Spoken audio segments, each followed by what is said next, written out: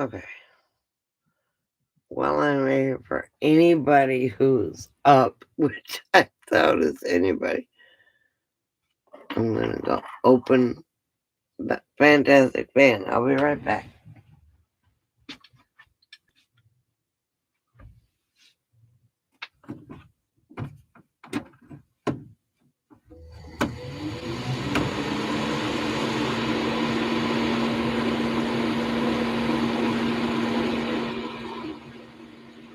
Okay, hello, whoever's there. Hello. Say hello, please.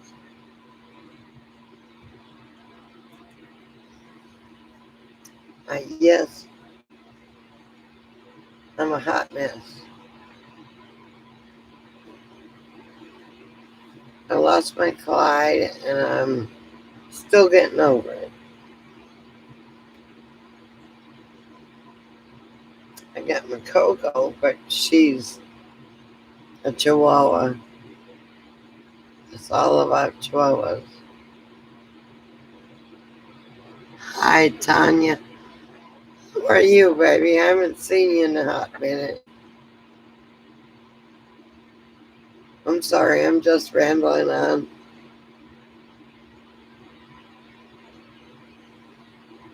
I gotta put my glasses up.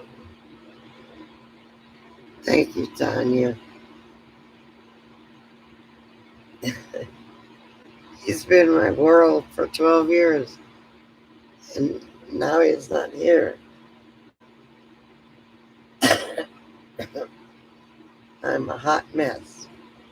Just like the title on the thing says, I'm a hot mess. So, how are you? I know it's late.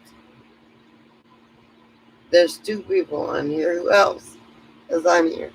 Howdy.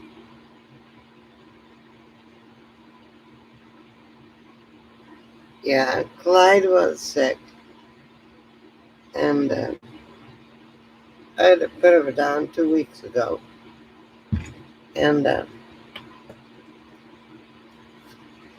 going to show you because I'm just that kind of doggy mama.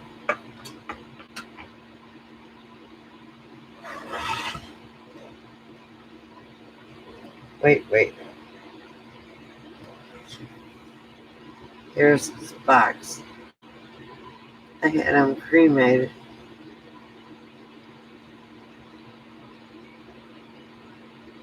Trying to get your RV ready. Fantastic.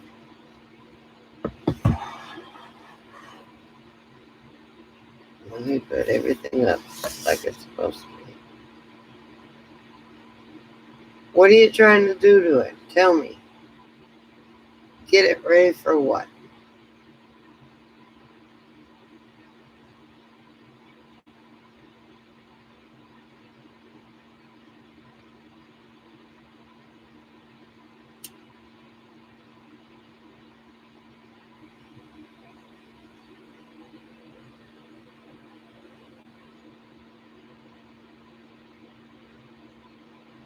I have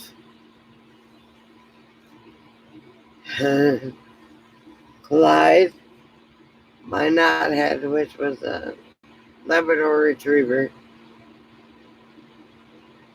my Tanner, which was long-haired wiener dog, and my Willie, who was my parrot for 26 years, and then Clyde.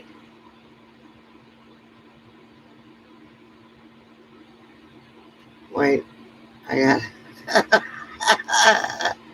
focus my glasses. To get out of where? Tanya, I can't remember where you're at. What do you have to do to your RV, honey? That's stopping you. What's stopping you?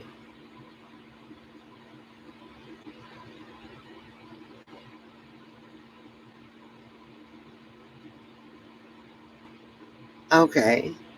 So, what kind of RV do you have? I cannot remember. And are you headed out west?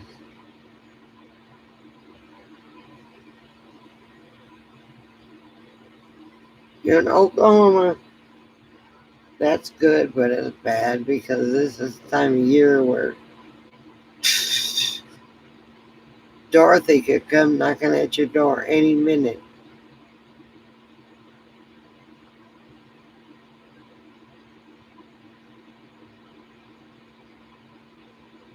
You know, things.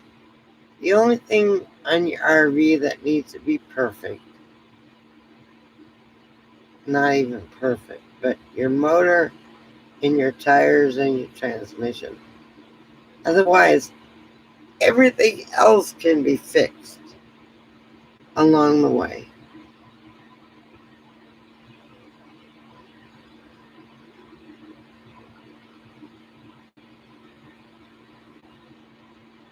I got a 2002 Winnebago Adventure, so I can relate to the year.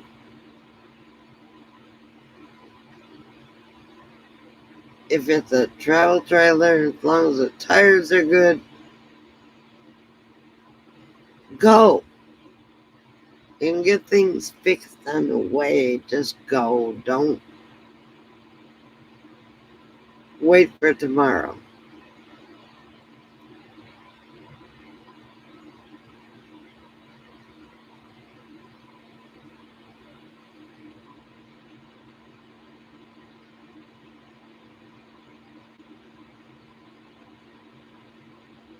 Okay, so is it a travel trailer, a fifth wheel? Uh,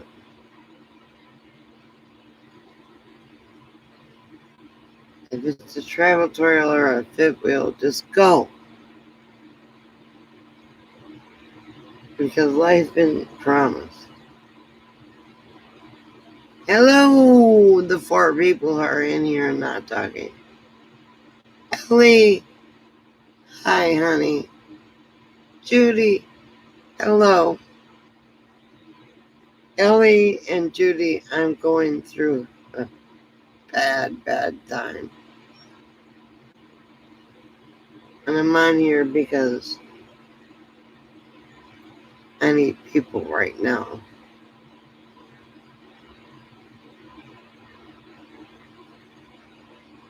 And Judy, I may be up that way within the next year.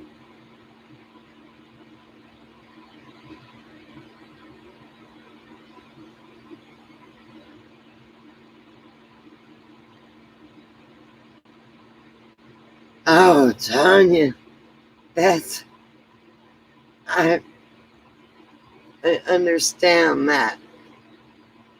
Good luck to you and the baby and your daughter.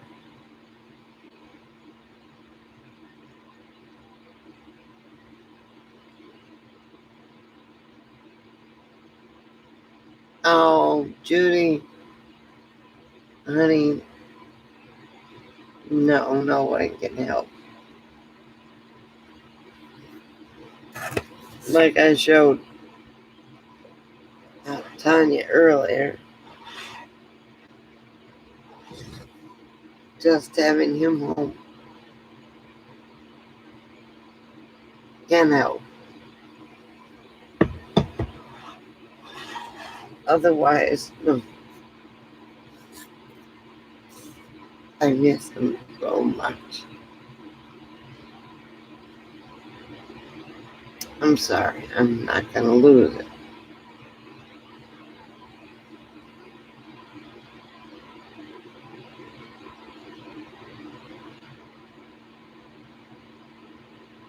Oh, thank you, Ellie.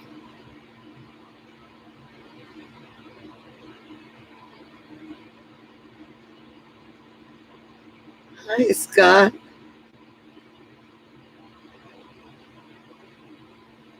Thank you, Ellie.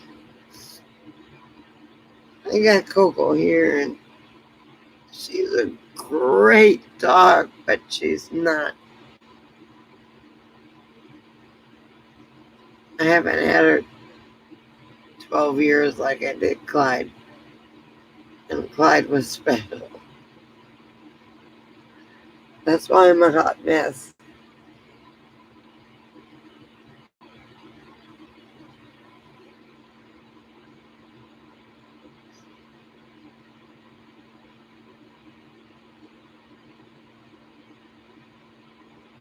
6 grandbabies. I only got 2, and that's all I'm ever going to have.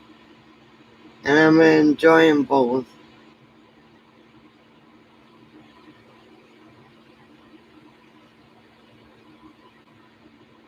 Thank you, Ellie. My God, you touched my heart. That's true. That's true. Just like Clyde wasn't. I had a black lab for 16 years. Clyde isn't Knothead, and Knothead isn't Tanner, and Tanner isn't Willie, who was my bird for 26 years. They all hold a spot in your heart, but I don't know that my heart is big enough to give anymore.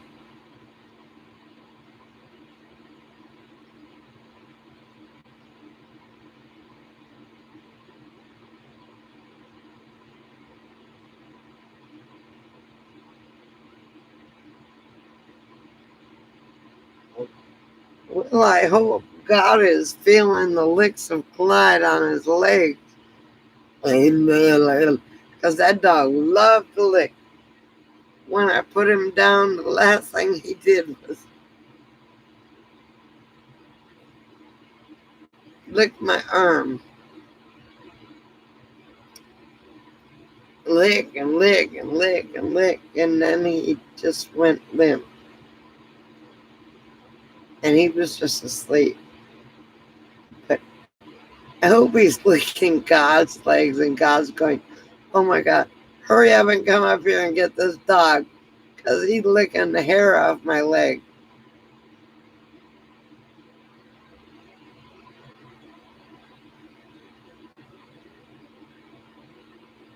Coco is grieving. You don't know how much she's grieving. Um, I didn't know how much she grieved because she acted like she hated Clyde. But she's a hot mess too.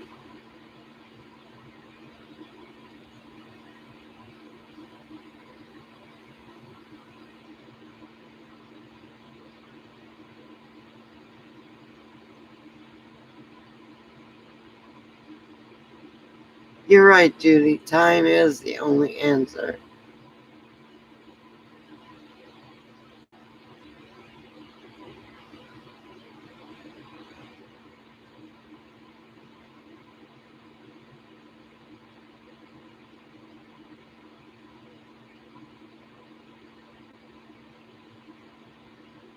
Hold on, I'm trying to get my eyes focused. Ellie,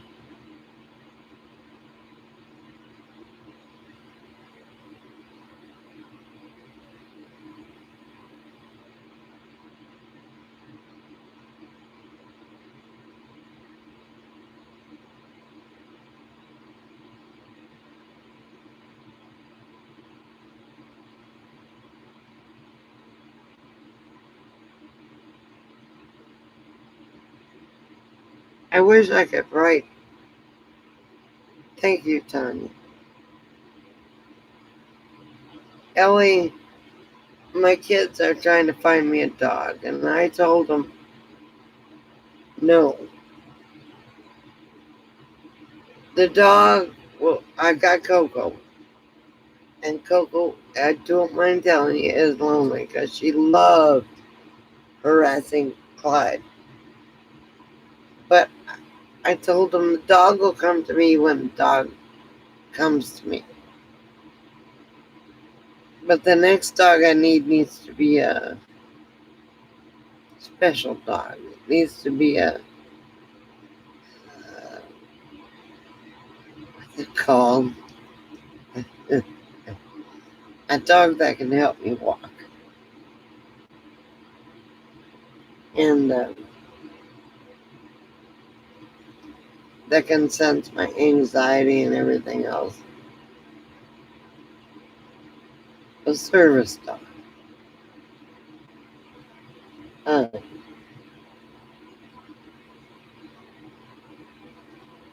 I would love it if I would come across a German Shepherd or a Rottweiler puppy. because they're two of the best breeds for service dogs.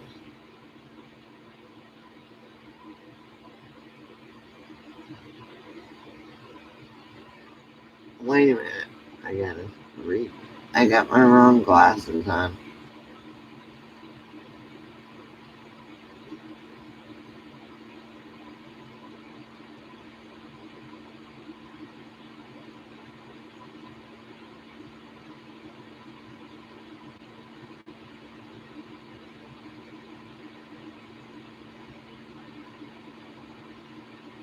He was special, Elliot. You know he was.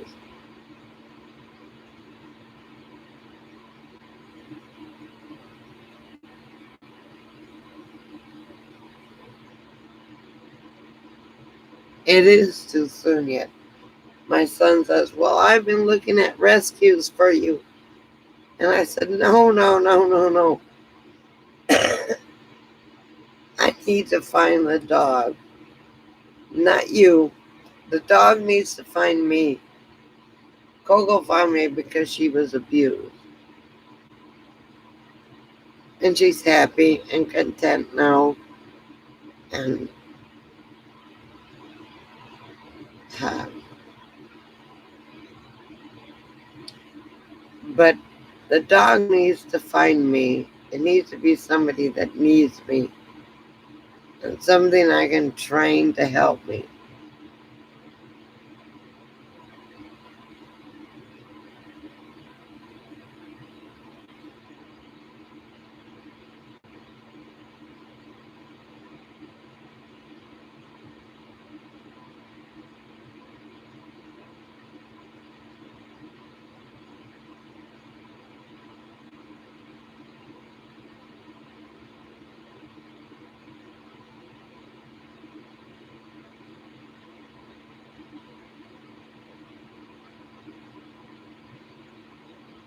Scott, thank you for coming.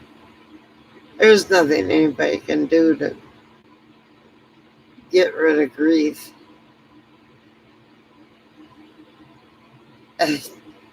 I can't get over it.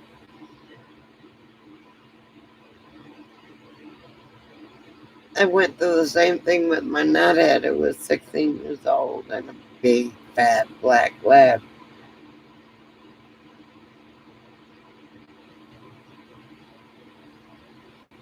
And regardless, look at I'm in a hot mess.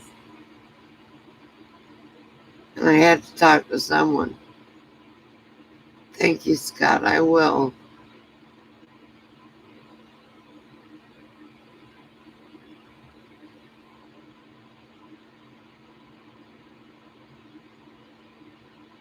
It is 12:40 a.m. here. Well, my clock says 12:45, but um,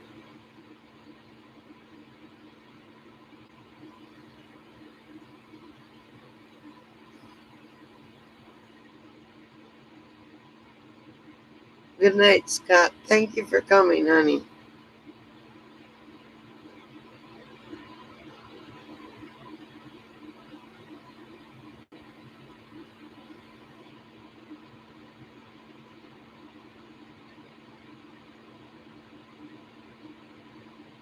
Oh, Judy. Thank you, and I'm sorry for your grief. And I don't mean to cause others grief because of mine. But I came on here because I look at this box and see the name. I see my little Coco who misses him desperately, who used to yap at him and own his space. But yet, she misses him bad. We went to the house that I was in when I went to in Vegas to take him to the vet. And the vet decided that it was time. And I didn't come home with him. So we came back home here to the RV, and she looked and looked at Clyde, and then I said, "You want to go see Wizard, which is a cat?" And she wanted to go find Clyde, and she looked all over the house for him, and then she hid hours before we could find her. And she's finally got it figured out. I'm a night owl too, Tanya. Oklahoma, where the wind comes rolling down the plains. Isn't that what the song is?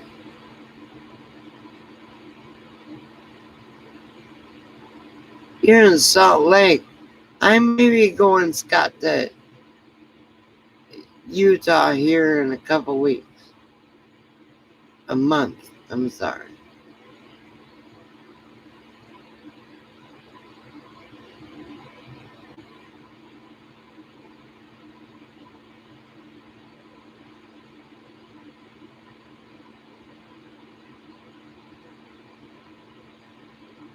Ellie is such a love, and I love your waddles. By the way, you know what I mean. If nobody else follows you, you know what I mean. The pain is here to stay until I die. But it's just only 2 weeks. And I got his ashes back, and I'm feeling a little emotional.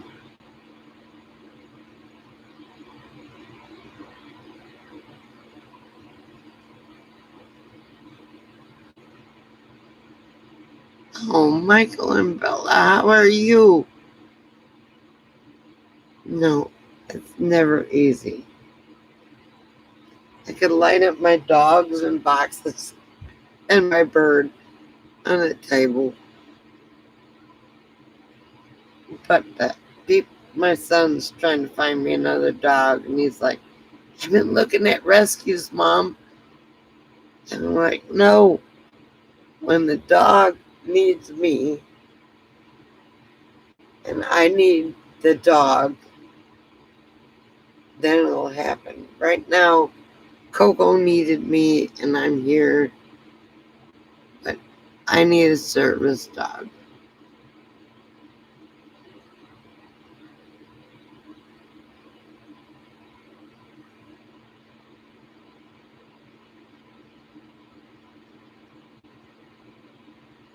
Ellie, I believe that too. I believe Clyde is healed. Years, especially since I got his ashes back. It's like him and Knothead and Aiden and Tanner and Willie and all my other critters that are up in heaven are waiting for me. Someday I'll walk that bridge and they'll all come running up and love me.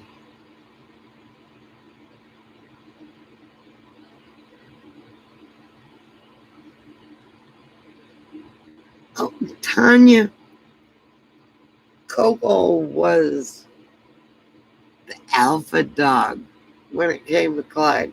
Clyde was older and bigger, but Coco ruled the roost. But she misses him.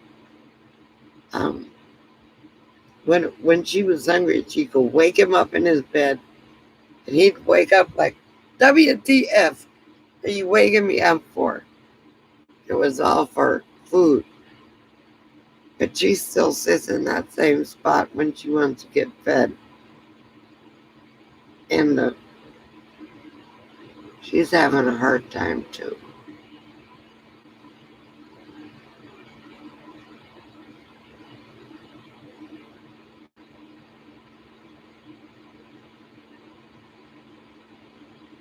Judy, I understand.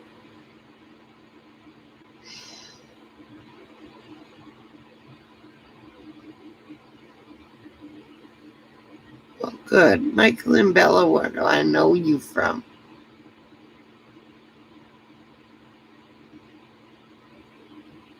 I know, Ellie.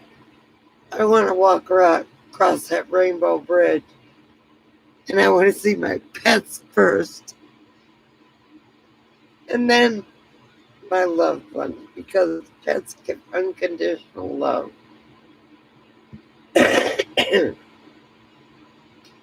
And I'm sorry that I'm emotional because this is going to be an emotional video. Or not video, live stream.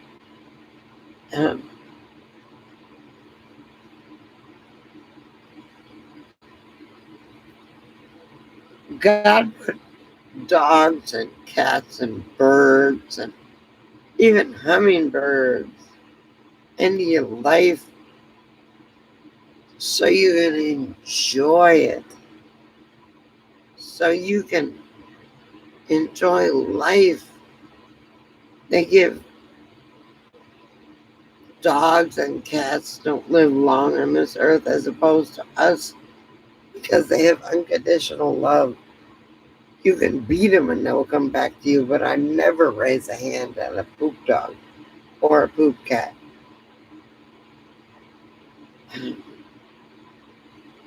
They give unconditional love. When you hurt, they hurt. When you're happy, they're happy. How can you not say that is just the dog, or just the cat, or just the bird, or just the mouse? How can you say that when they have unconditional love? Oh, excuse me, my glasses. I got the wrong glasses on.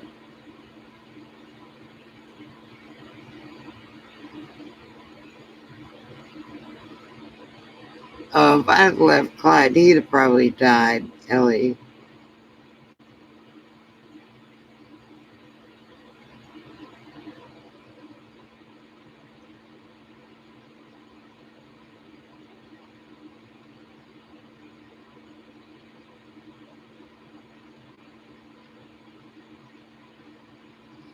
I know. I have stickers that somebody made for me, Jennifer Green. She's a very good um, sticker person. I've got to write her. I've never had them printed out, but I've got to have her um, make me a sticker, the same sticker, but with Clyde with angel wings. And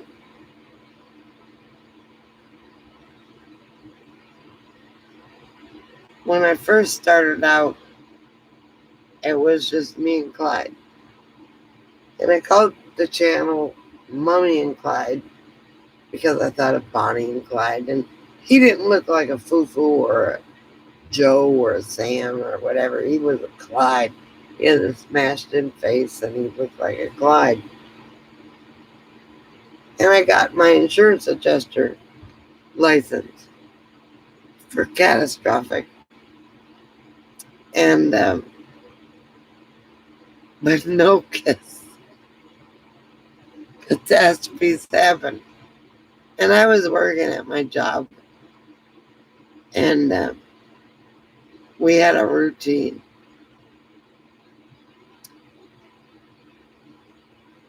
And every day I'd come home and we'd do this and we'd do that. And then it was time to go to bed. And when we got out of that routine, when I got disabled and went on the road, we continued that routine as long as he could jump up on the bed. I don't know if I'm frozen or not, but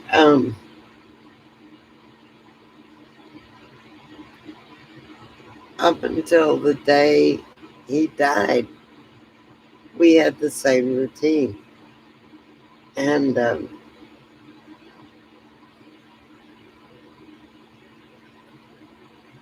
Coco misses it. If I'm not froze, please somebody say something.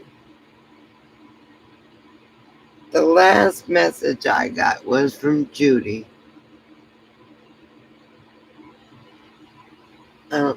Seattle Judy.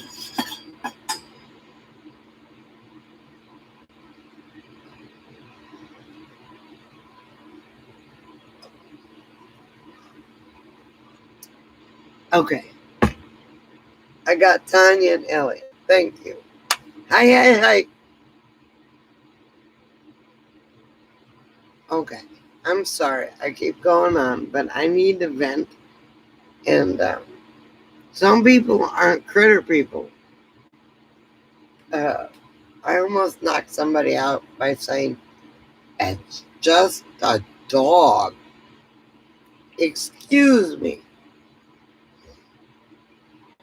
I lost my knothead after my divorce, and I lost my Tanner, and I lost my Abby, and then I got Clyde. And it's just been me and Clyde for 10 years. And then Coco came along. And Coco didn't like Clyde because Coco thought she was Queen Bee. But yet, they played every night before dinner time. And I love Coco very much. She was abused and she needs love. And I love her very much. But she's still not my Clyde. Hang on, let me look.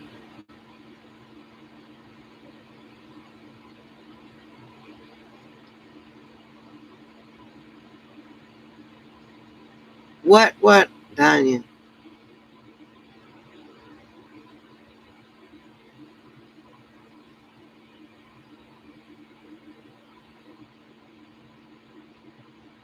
Oh my God.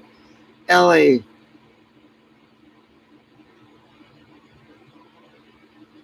Look.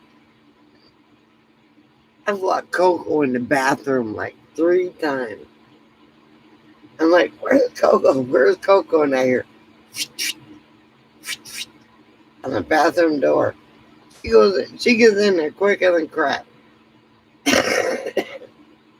And if you're in the bathroom and she's not in there, and Coco and Clyde's not in there, they scratch on the door. Like, hey, wait a minute, you forgot me. You forgot me. Worse than having a toddler.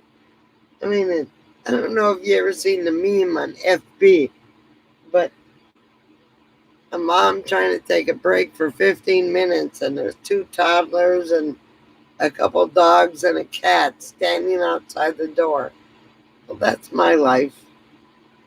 I don't have a man, so I got my critters.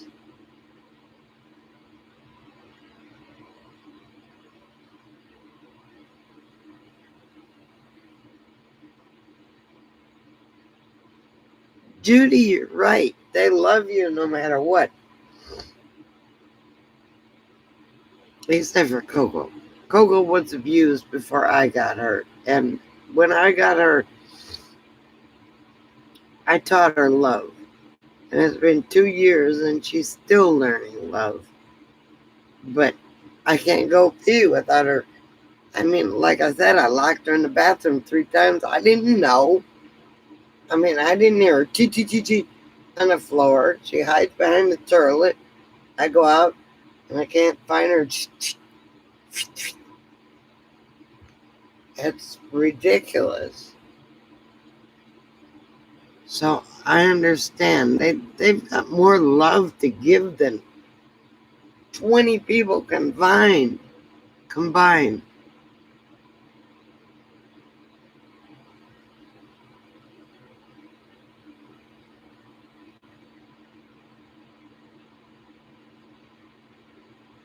Am I talking to Micah or Bella? Michael or Bella? Whoever it is, I have to agree. Dogs know people. My Clyde has only ran from 2 people, and those people I avoided like the plague. If he did not like them, I did not like them. Gogo, on the other hand, is an attention whore. So we're just going to forget that part with her. Okay? She tries to beg everybody to save her, but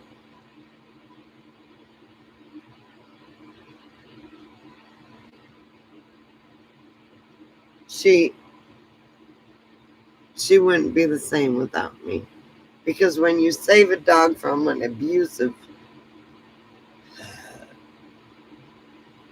owner, it takes a while to get their trust. I still don't have all of Coco's trust, and I've had it for 2 years.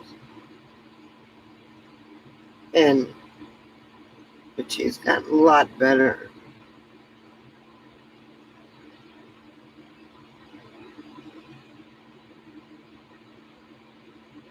You're right, Ellie. Okay. So she's in my lap and she's loving on me and stuff like this. And then she hears something outside and she jumps in the window. Like a chihuahua does. She's protecting her home.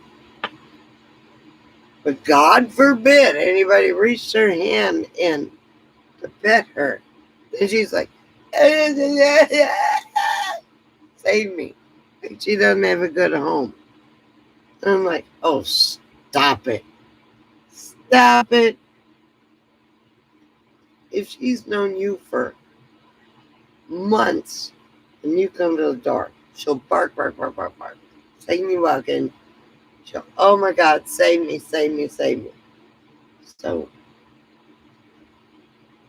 she is an attention whore, Ellie. You're right. She'll bark and bark and bark and bark and bark. And then all of a sudden, she's like, oh my God, oh my God, save me from this evil Cruella.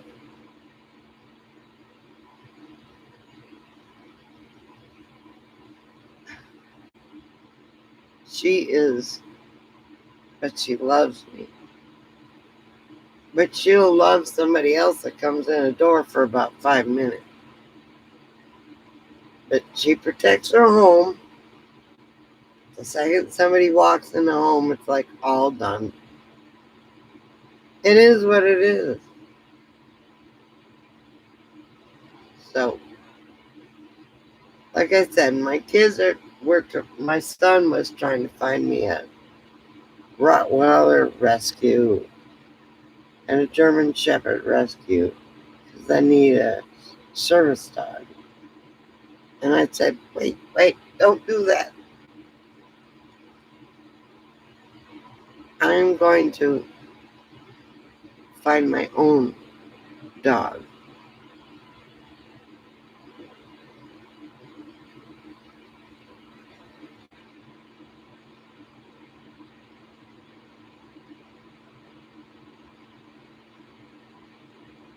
Judy, the reason they have such short lives is because they love so much and unconditional.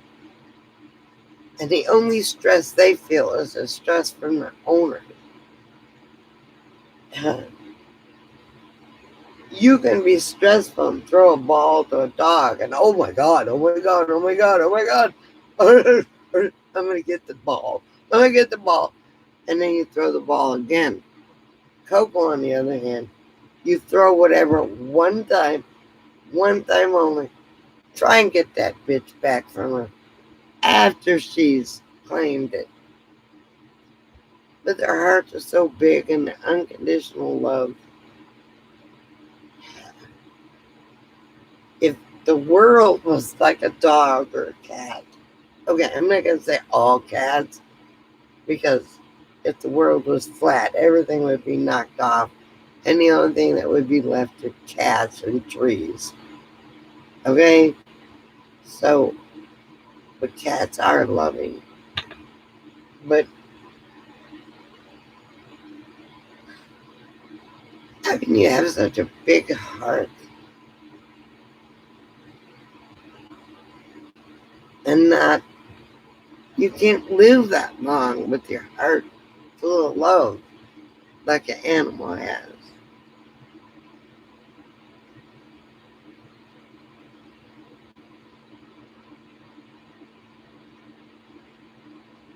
Lowest love language, so she is.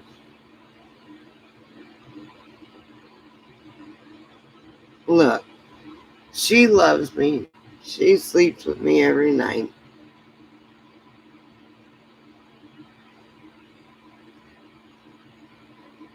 They are too precious for the world, Ellie.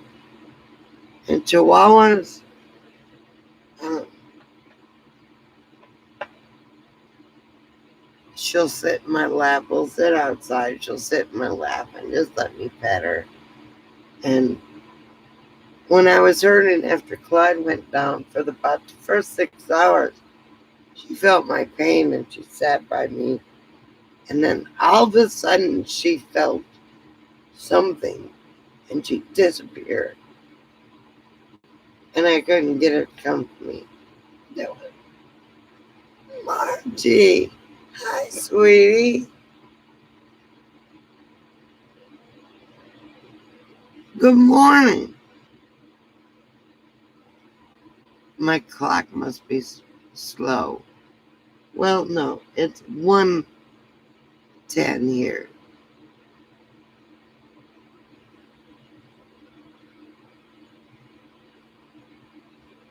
Tanya, I'll bet you do, honey. My heart goes out for you.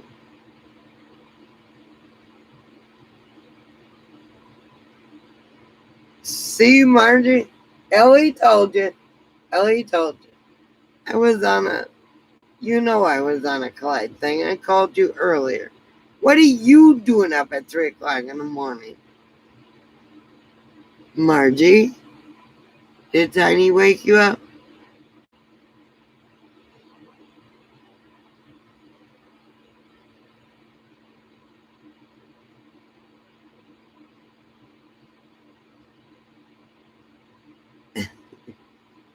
I miss you, Margie. I told you that like 100 times when we were on the phone earlier. What are you doing up so early? 3 o'clock in the morning. It's late for me. It's early for you. Remember, I'm in Nevada.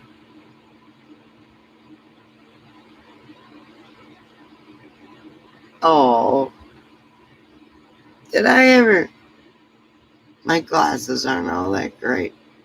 Am I talking to Michael or am I talking to Bella? Bella is my favorite name, of course.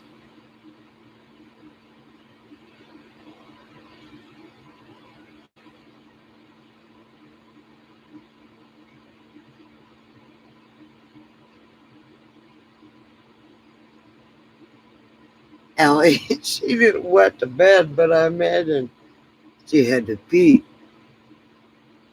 And her phone is always by her side. You're in Oregon at the minute. I would love, before I die, I want to go to um, Highway 1 up the PCH. All the way up to Washington. And I think the furthest north on PCH I went was, I can't even remember, but it was north of Los Angeles. Ventura.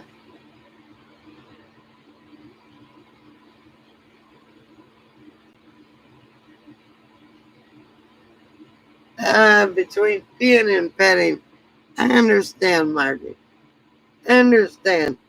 I get up like 3 times a night. I wish I could see your pretty face, Margie.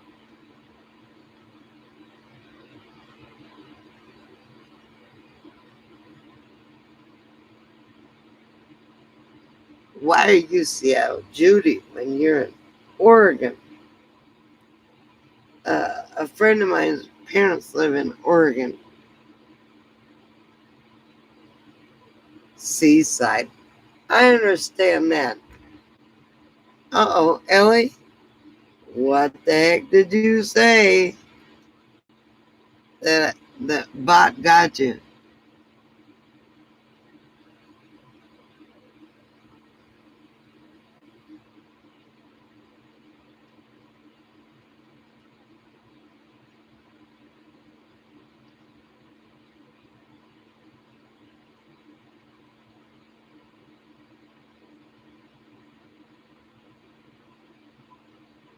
No, you haven't been banished, but I had to accept you because the bot didn't like it. I'm gonna tell Teresa that.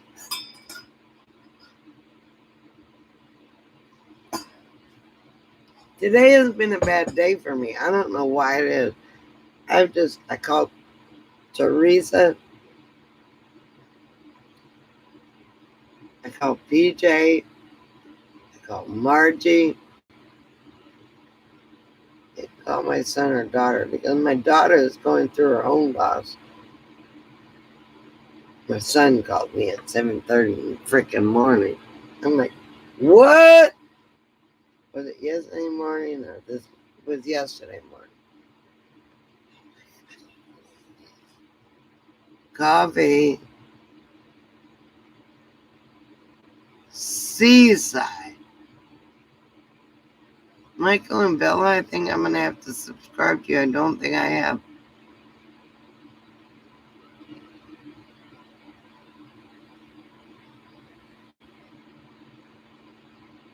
Okay, I'll search for Ellie.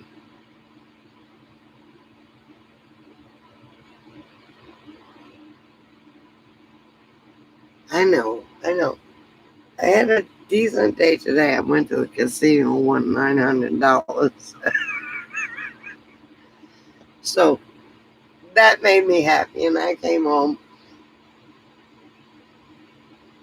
to Coco going, oh, let me outside.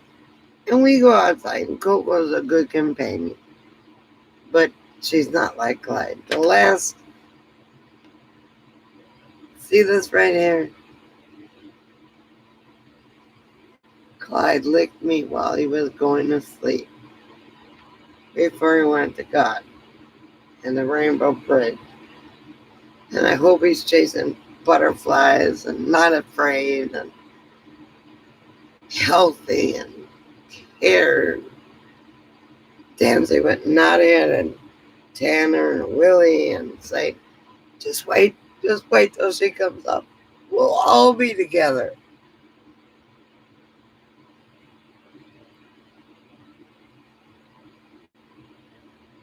Okay, go ahead. I hope everything comes out all right, Ellie.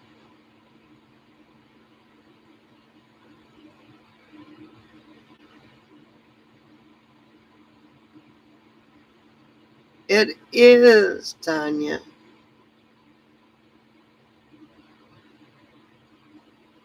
You didn't know there was a casino here? There's like a bunch of them. This is Pahrump. There's a couple whorehouses out here too, and it's legal. I think the Bunny Ranch is right out here. And there's another whorehouse, but I didn't never visit. I'm not that way. But um, yeah, there's casinos up here. I hit the hi, honey. I don't have the dishes done and I don't have supper cooked. So you're on your own, Ellie. Anyway, so yeah, there's casinos all over the place, little ones. And I've only been to two. One of them I won 200 and some odd dollars. And then I won $900 today.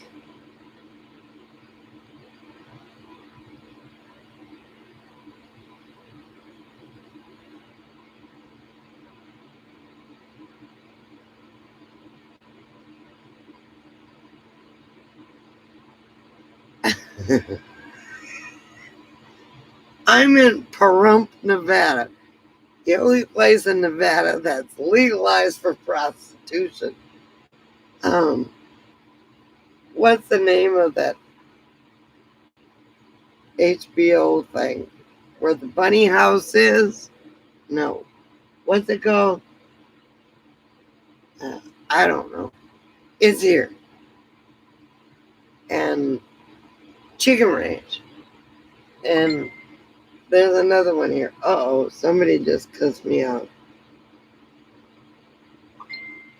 Hang on. I gotta close one eye to do my zip code. Oh. Oh my god.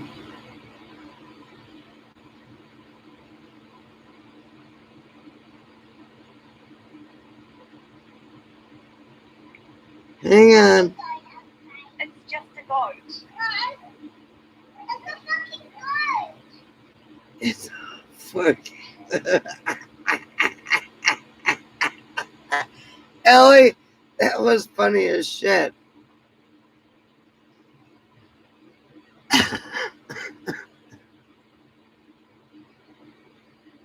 Wait a minute, let me catch up.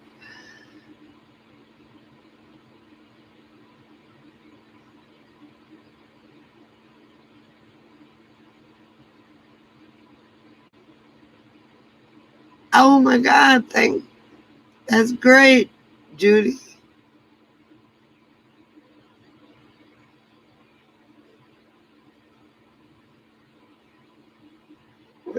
I'll always be from a Green Bay Packer fan or a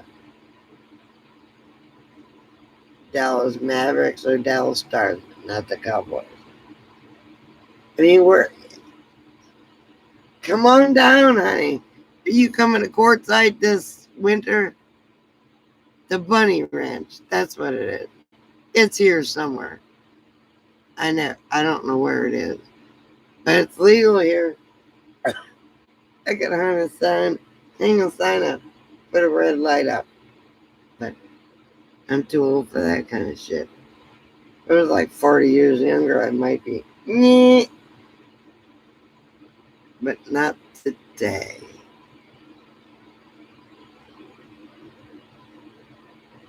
There's a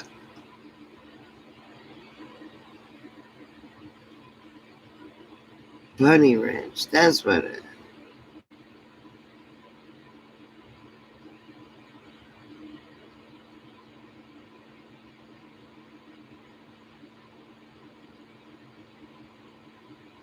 Ellie! Ellie! Ellie!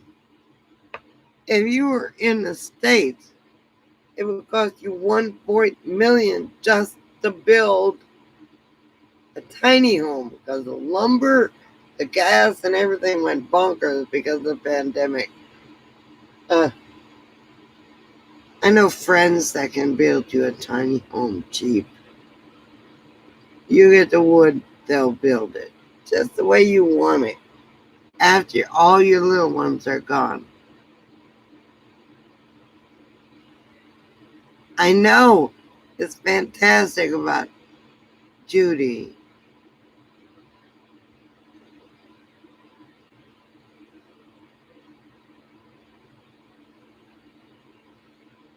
Judy, ain't that the truth?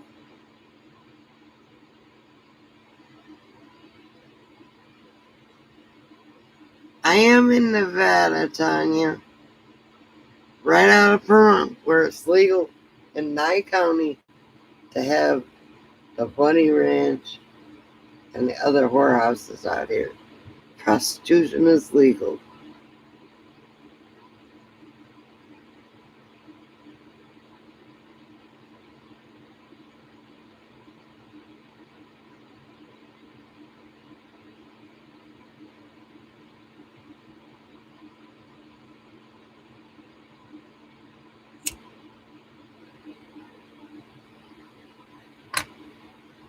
Well, Ellie, honey, if you do you own your house? Sell your house? Get an RV and make it into a tiny home.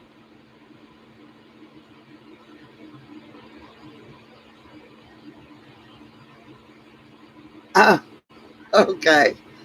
New Zealand's been on the top of the list for everything this year, like number one in virus detonation or none.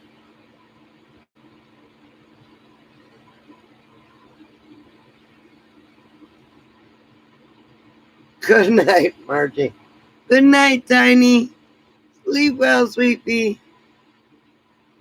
Good night, Jeff. I know you're snoring like a big dog, I bet. I can hear you all the way in my RV. Somebody was snoring. And Margie, you ain't got shit close to these donkeys out here.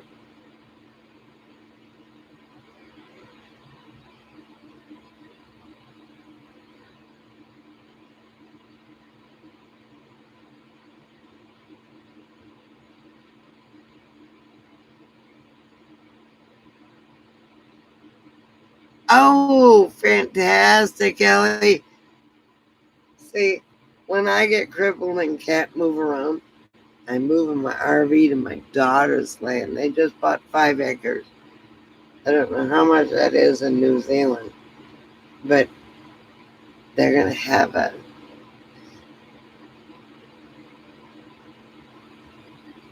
amperage pole and a stinky slinky slot. So if I can't ever travel again, I don't have to deal with my kids. I can live in my RV and they can pay the bills.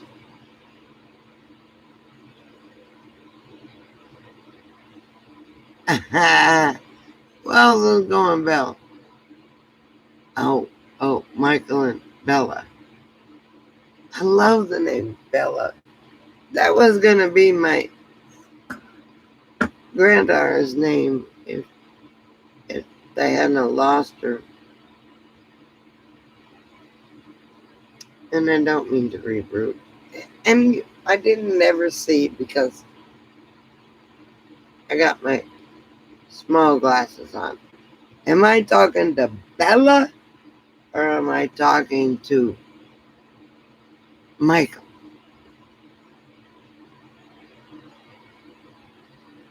Oh, okay, Ellie.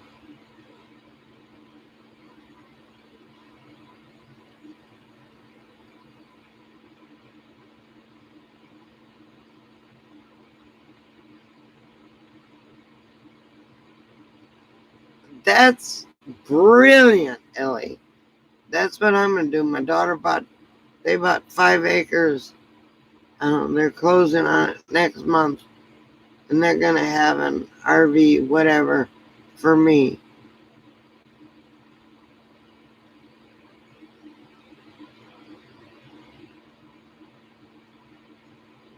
Judy, thank you for coming.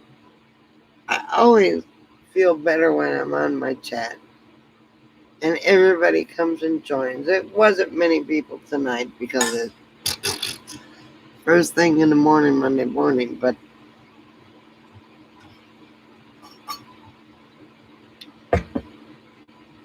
I do feel better. Thank you very much to good friends. Come again, Judy. Sleep well and see you soon.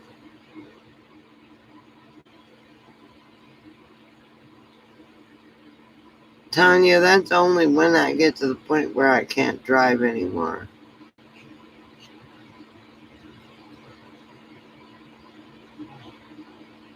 Okay.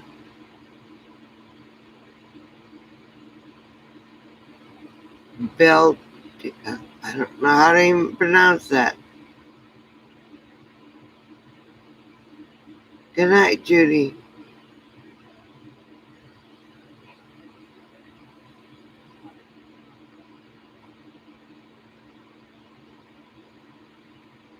Good night, Judy.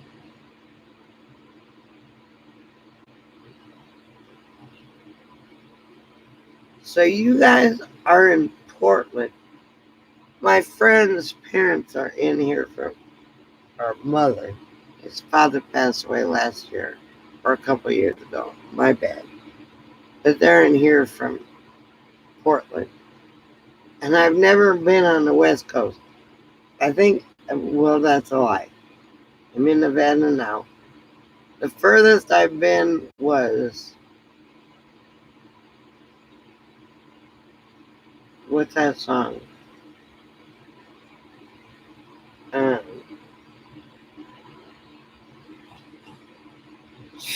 by the Eagles. Come here, baby. Come here. Are you okay? Come here. Come here. Well, I guess she's okay. Ventura. Ventura, California. Otherwise, that's the furthest north I've been on the Pacific coast.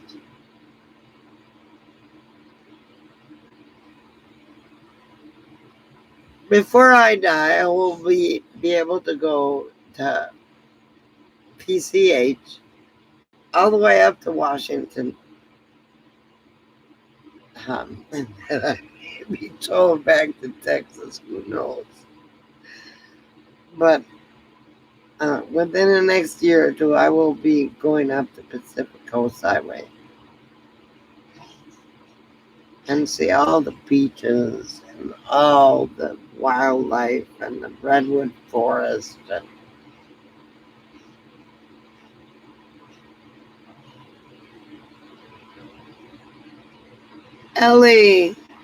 Ellie, come see us, baby. When you retire, after your little tiny house is built, right now don't build it because the wood prices are like, if you build it out of pallet wood. But you need to come to the U.S. Do we need to get an Ellie Express ticket? I think I'm going to do what's it called?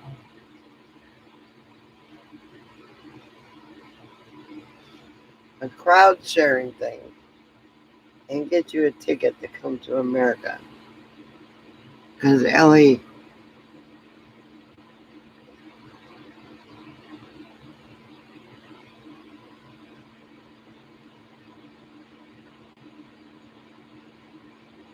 you'd be the sober driver. Yay! Yay! Somebody has to be sober. I'm usually sober, but today, because I won $900 at the casino, I'm a happy camper. Except for my client and my Coco over here choking because she's a chihuahua. Excuse me. Sober driver.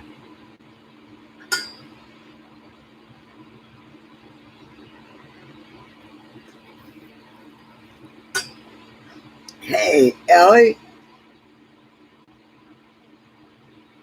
In the part of the country that all of us live, we don't live in the city. So in turn, you can drive in the middle of the road and you're all good. Unless you come across an armadillo and they jump up and kill themselves. But that's besides the point.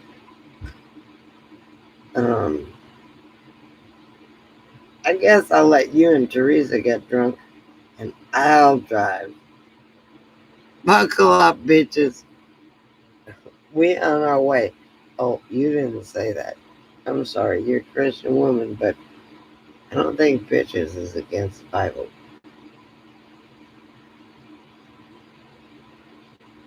You just have to remember, right is right, left is left.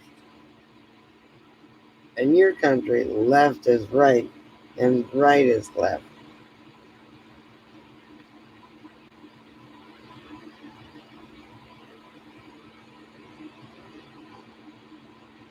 The armadillos, if you're driving in the south, what you would have to do, they commit suicide. You see armadillos on the side of the road that are fully intact. No runovers, no nothing. Armadillos have their own little uh, whatever.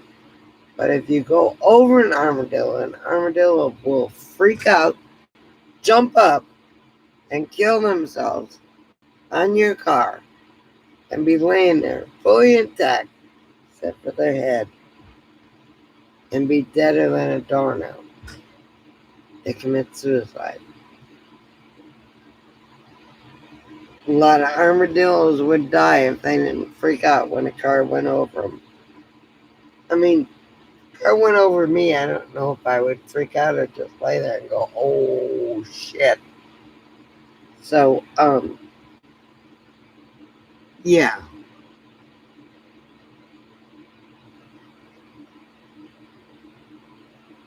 Wait a minute. That's a gay thing, Ellie.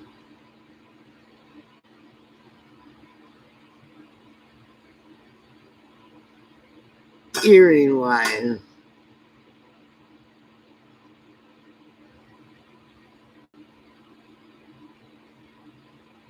No. The armadillos, they're fast little bastards. But most armadillos you see on the side of the road are fully intact because they jump up and kill themselves on your car. Like, they don't know they're committing suicide. It's not a.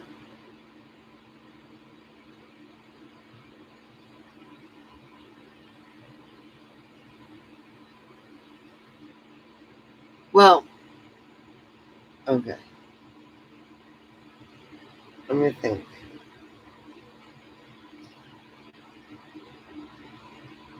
Left is right, right is gay. That's hearing wise. I don't care. My son is gay. So, I mean, it doesn't. I'm not trying to be. I'm just saying. The way you put it is, got 7 people in here and only a couple people talking. Hello! I hope Margie fell asleep with the phone on.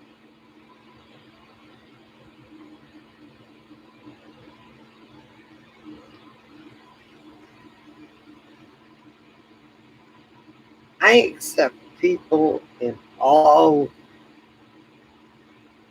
walks of life. Hippie, drone like, old fashioned, new fashioned, gay, transsexual, straight and confused, bisexual, black, white, Asian. I don't care. You're all people to me. I'm not prejudiced against anything except for stupid, ignorant people that are hateful. How about that? Okay, Ellie, I gotta catch up. Nobody else is talking.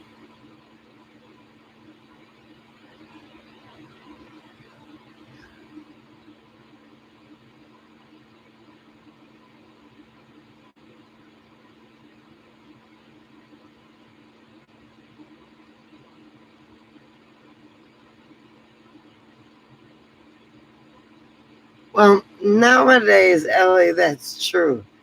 But back in the day, left is right, right is wrong. But as far as I'm concerned, everybody's right. Like I said, I don't care if you're gay, um, transsexual, confused, uh, bisexual, which would be the almost the same thing as confused. In fact, when I was growing up, left was right, right was gay. That's all there was to it. But nowadays, it doesn't matter because everybody's got everything pierced. eyebrows, nose, lips, ears. Got those cages in there. And I'm thinking, why do you want to have a hole in there bigger than I can get out of?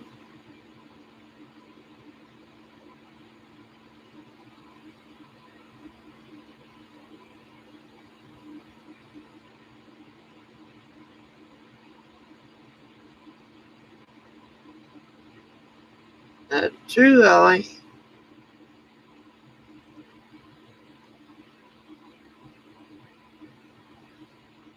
Okay. Did you? Okay. I gotta get the right glasses on. Wait a minute. Wait a minute. Maybe I can see how these look. I can see better. Ooh. Do I look like what's it called?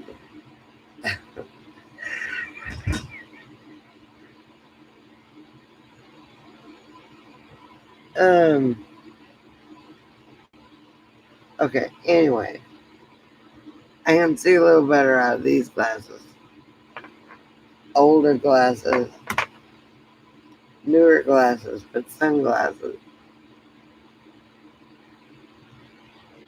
Did I ever find out whether I'm talking to Bella or Michael?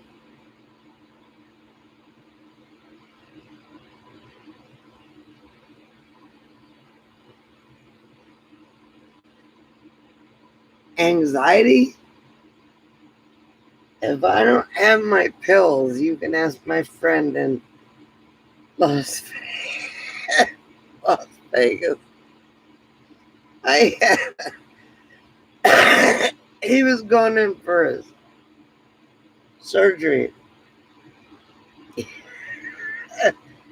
and they were going to put him down, or not put him down, but put him to sleep.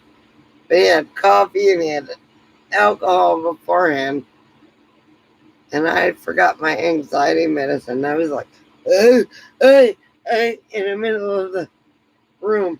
And as I was on the phone with his mom, and his mom, I'm like, dirt. I hit the button. I said, can you repeat that out loud because you're on speakerphone? And she asked him, did you have coffee before surgery? And I was like,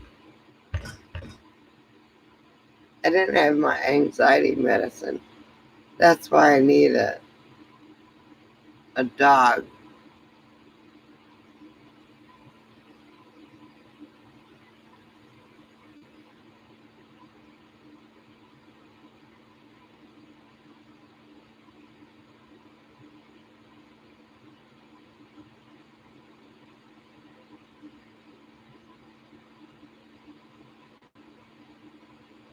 I can see better with these glasses.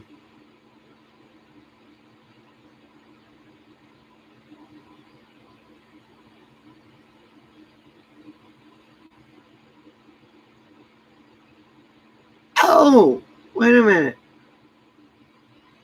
So, Michael is Michael and Bella is a puppy dog?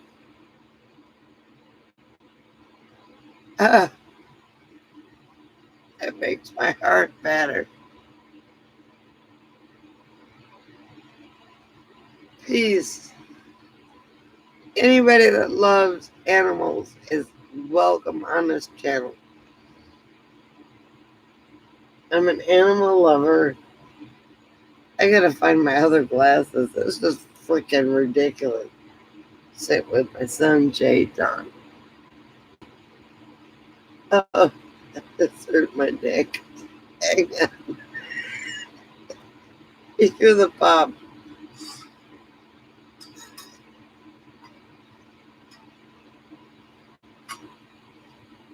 Hang on. I find glasses that actually work. You have to excuse my appearance. I'm in mourning.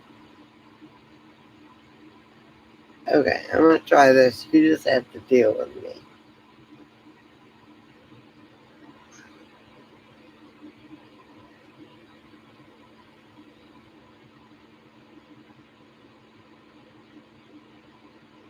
Am I subscribed to you, Mike and Bella?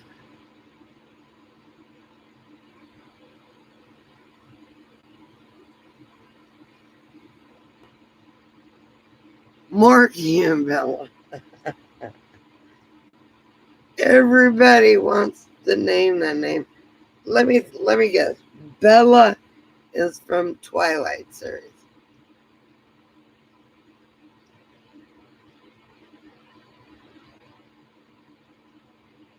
I can't look right now, but I'm sure I'm subscribed to you. If I'm not, I will be. Especially if Belly is a poop dog.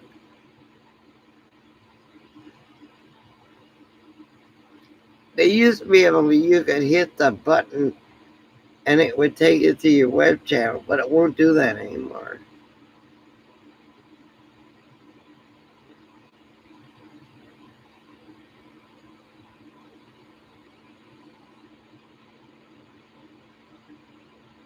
What question?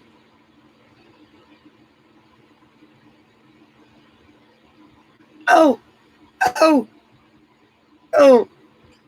See, the question was, am I talking to Michael or Bella?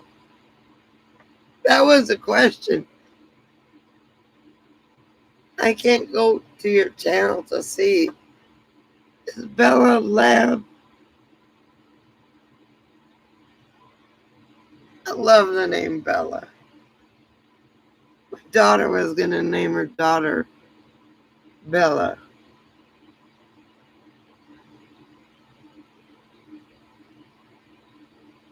What is she? Michael, is she a retriever? A lab? Labrador is a retriever. Ellie. Here in the States, anyway. Labrador retriever. Is she black? Is she yellow? Oh, dogs. Talk about dogs. You got me all excited. You have a Maltese, Tanya. Pippa. Pippa is the name of a, what novel is that? I love Pippa. Border Collie.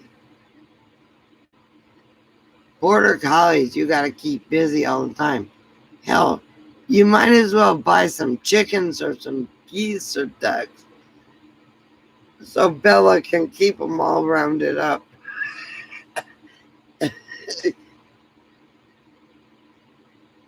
Them damn Border Collies are smart, but they're herding dogs. You got to get something, I know people who have grandkids who have Border Collies, and the Border Collies wrangle their grandkids. It's funny as heck.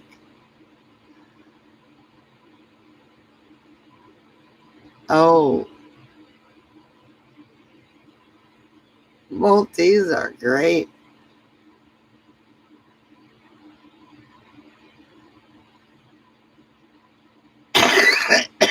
Excuse me. It's true. People have chickens. Their damn Border Collie will run and herd them up. They'll herd their grandkids too. That's the way to keep them busy. If you have grandkids, just send them out in the yard and tell the dog, go. And the dog will herd them. And you won't even blink an eye and they'll be on one spot. That's true, Ellie. I'm, I'm telling you, Border Collies, there's a couple other breeds that are herding dogs. They get some geese or chickens and they'll herd the chickens or geese up and put them wherever you want them. They need to stay busy.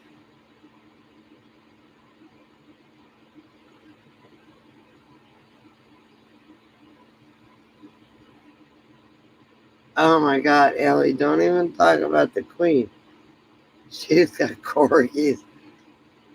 only because she likes corgis. You can't sort out that royal family. I'm sorry. Eventually, genes will sort them out.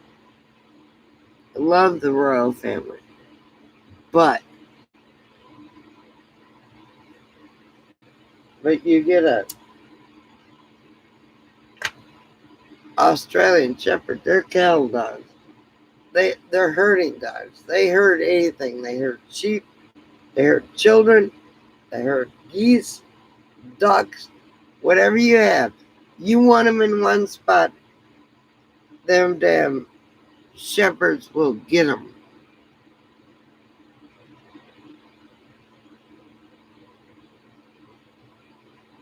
I have to agree, Ellie. The Queen has been years and years through hell, and I think it's wonderful that she's lasted as long as she has. And long live the Queen, because she's marvelous.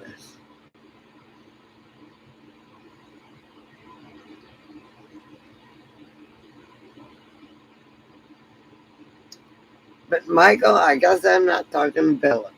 If I talk to Bella, I say, "Here, Bella, I got some geese you want to round up."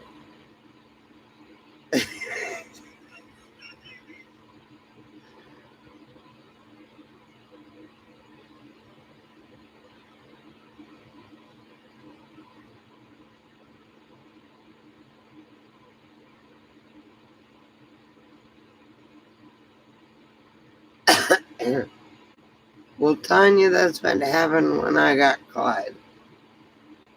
I'd had a nervous breakdown. And Clyde brought me back to life. And Coco keeps me going, as bitchy as she may think she is. But yes, Tanya, I agree.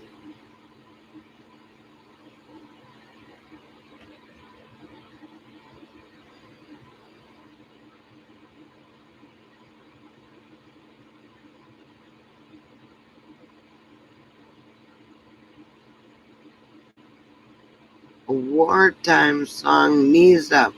What is Knees Up? What is Knees Up?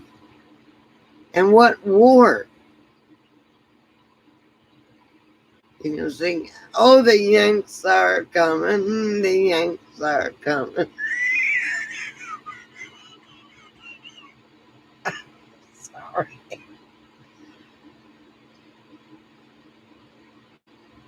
Maltese are great dogs, Michael.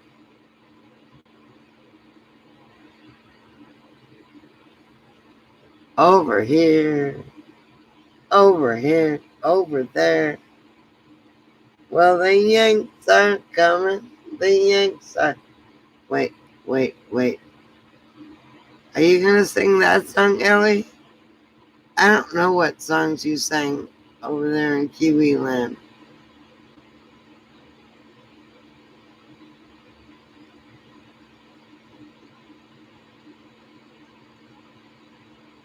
Okay, so you're singing your song.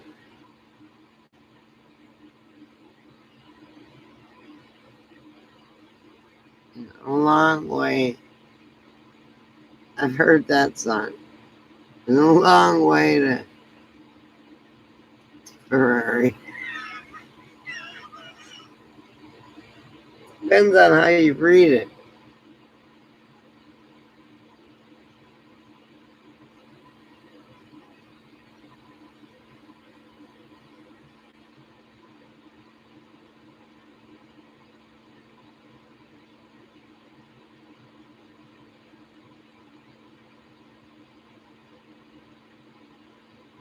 Oh my God. But if it wasn't for, excuse me, America, well, I don't know about Kiwi Land. I don't know about Australia. But I do know a lot of the country, a lot of the world would have been screwed if it wasn't for the Yanks. I'm watching a documentary on that. But you go ahead with the lyrics and the sing along with your oldies. Is that what you call them? I guess I'm an oldie. An oldie but goodie.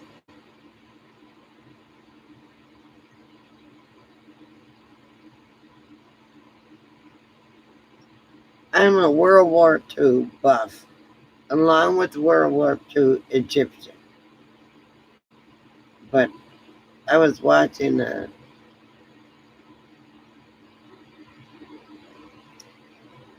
been watching documentaries on World War II.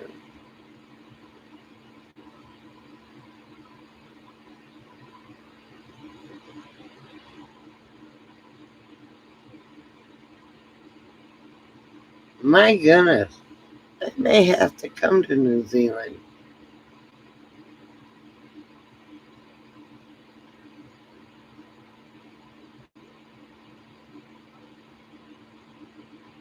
Wow.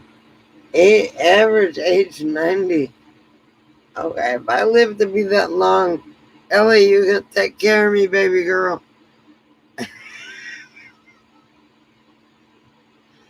I doubt if I'll make it past 70.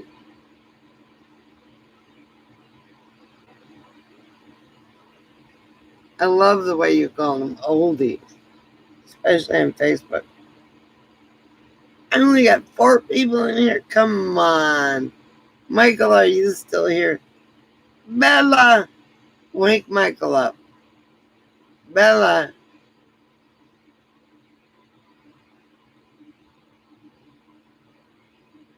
Wait a minute. Gotta look.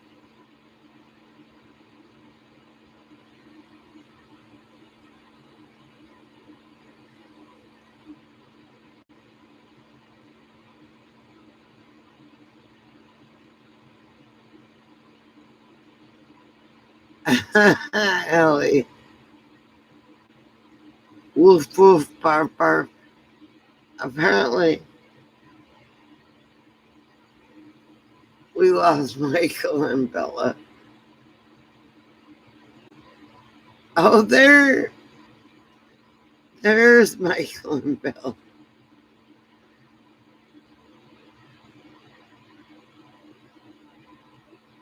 And you're up in Oregon, huh? Michael, or Washington, East Coast, or West Coast, my bad. I want to do the PCH before I die, so.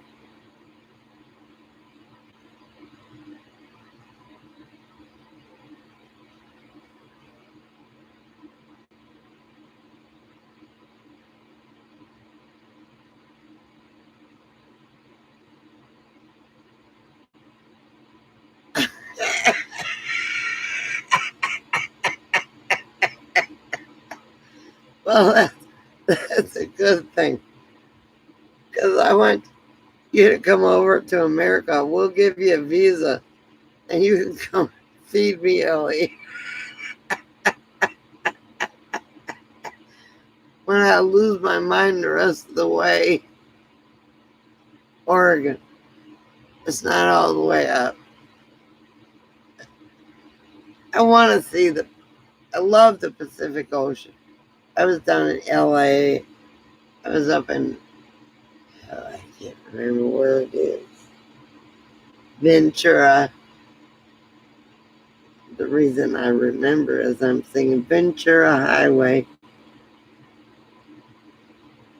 That's the only way I remember is singing songs.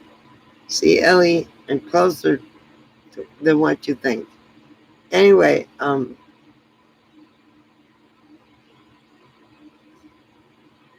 so wait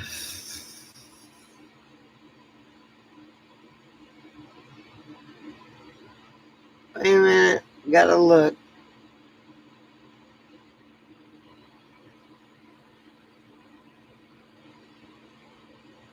You hold my ciggy for me? By then, I hope they have a contraption that'll hold it for you so you don't have to be contaminated with nicotine.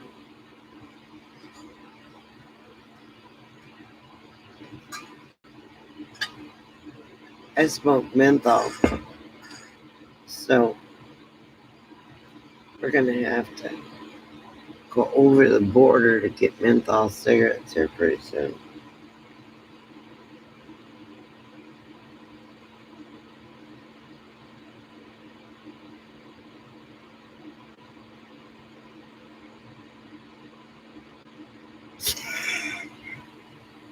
Okay, wait a minute. You got me to see never, excuse me, YouTube. Never trust a fart. I don't fart in public because I never trust a fart. I feel like I got a fart, I go to the potty.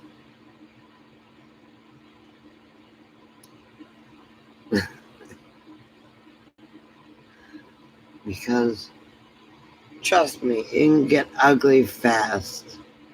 I'm sorry, Michael. I didn't mean to embarrass you.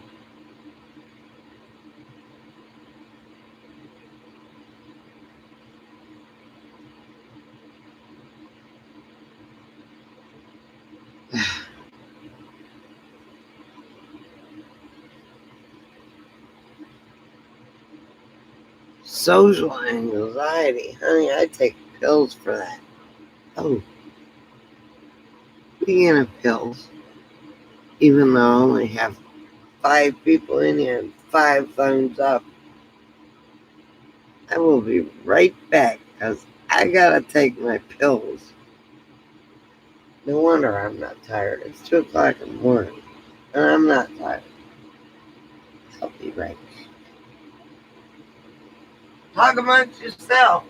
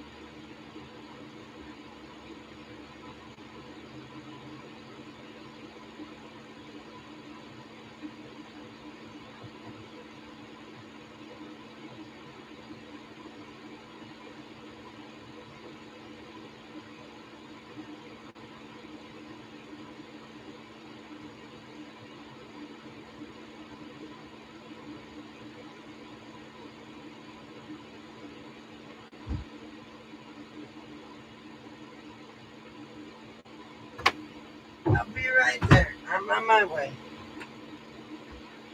Okay, don't anybody go anywhere, but I've got like 2 people in here. 3. Oh my god. Man.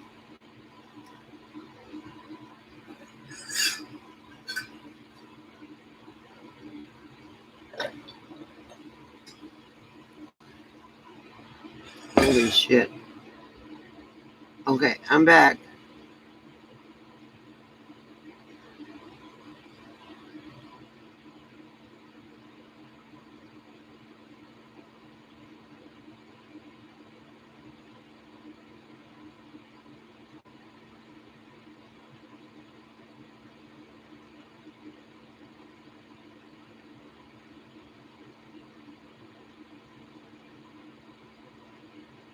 Tanya, we're all kind in this chat.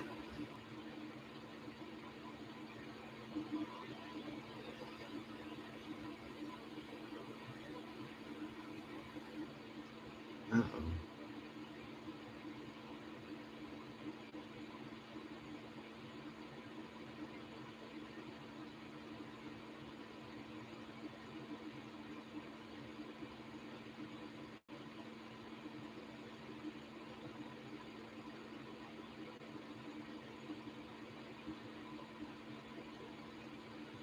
Don't ever quit taking medications, Tanya.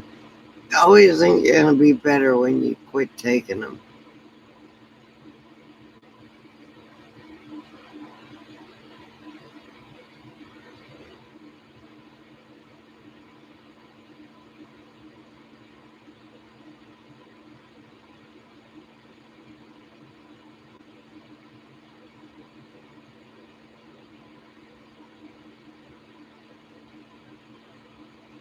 It is one day at a time.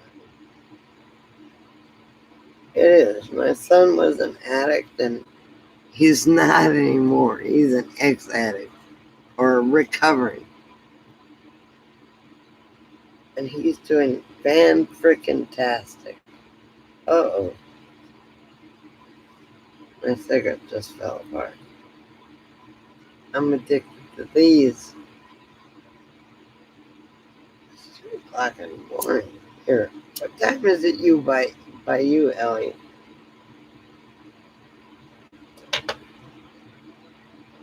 Christopher!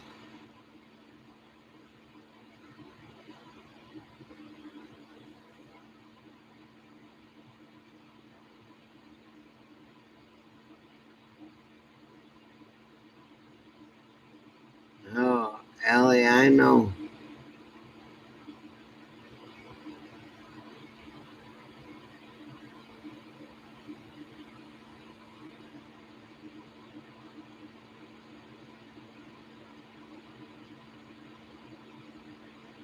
Fantastic, Christopher.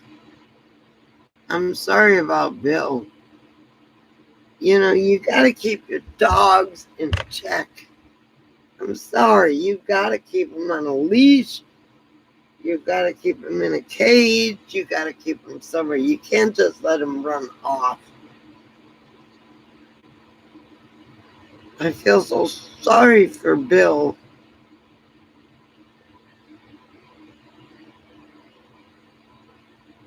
I love you too, honey.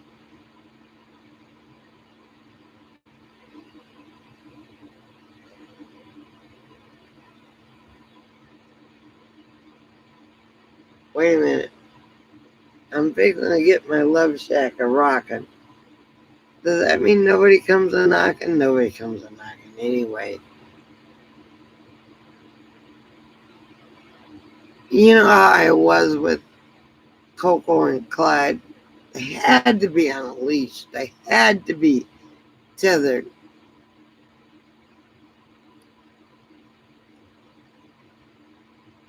So who's taking you to the airport, Christopher?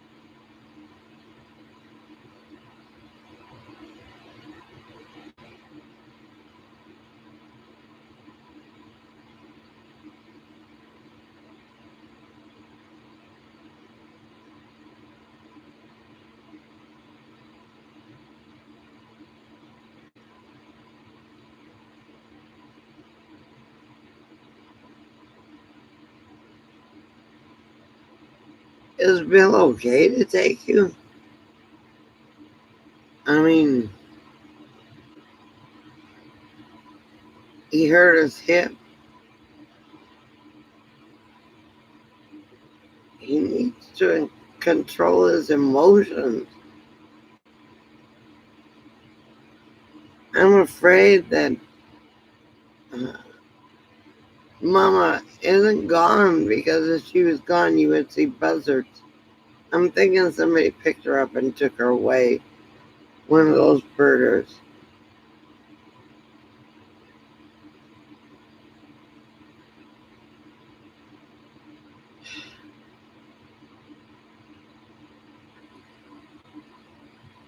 Emmy wants me to come home because she said she needs me.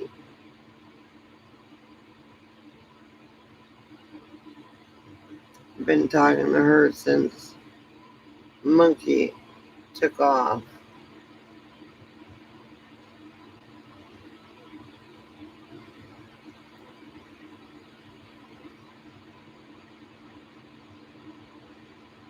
I don't know about learning your.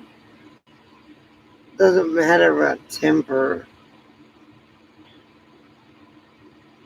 It matters about caging your dogs in the middle of a desert with those coyotes and hawks and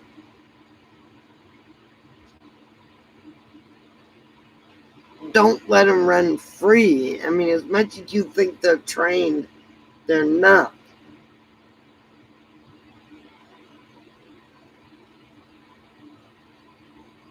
You've got to.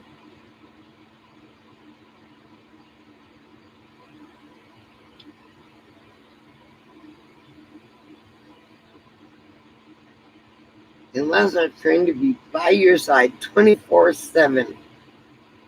Never trust a dog, especially Monkey. Monkey would run off all the time.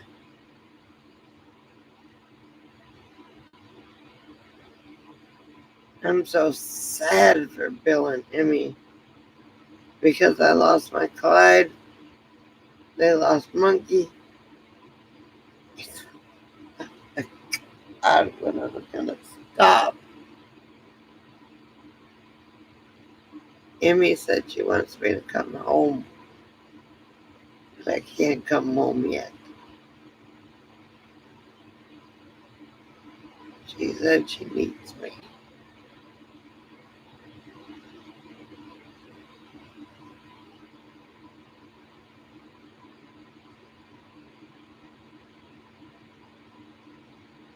And I froze.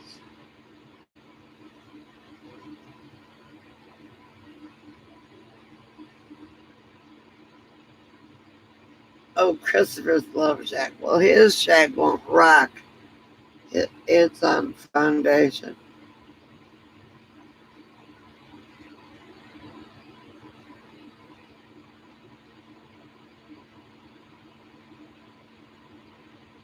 I know she is. I talked to her on the phone and she said, please come home, I need you.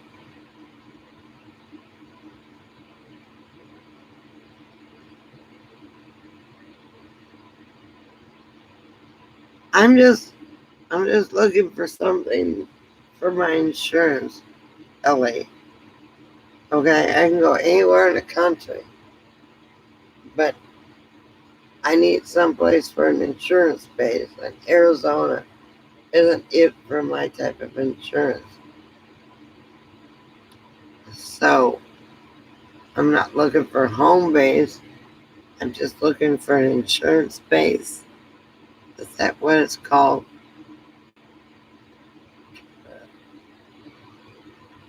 All I need is 30 days here and I can go apply for my driver's license and change all my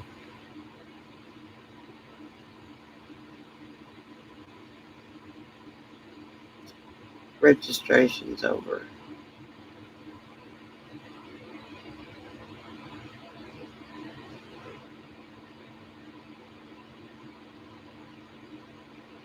Well, if I was 65 years old I'd be on Medicare and I could have supplement and go anywhere in the country. But because I'm on disability, I have to go state by state by state. Right now I'm in Texas and I'm east of Texas, and it would, no matter where in the West Coast I was, it would be only the most a 6 hours drive to Las Vegas so I can see a doctor.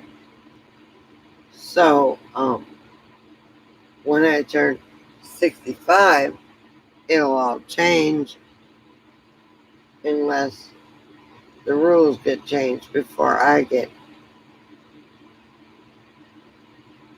65. But,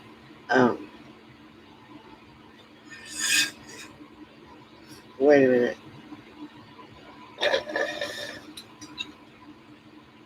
Oh, my pills are stuck right here.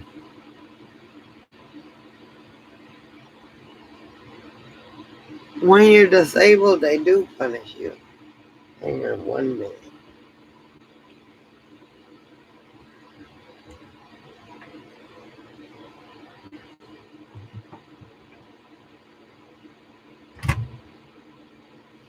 Okay. I may be out of tequila, but I'm not out of cold beer.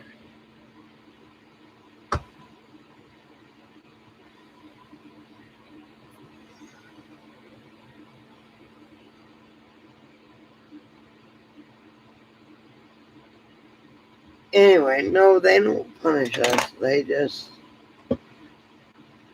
yeah. I guess, Ellie, they do punish us. And Chris, I think when Kelly gets there, it'll be a whole lot better for Emmy.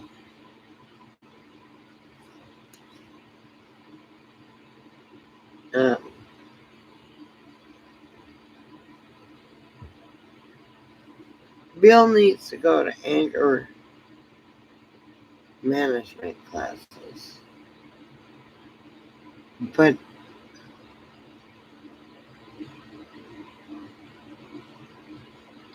they do make it difficult, Ellie.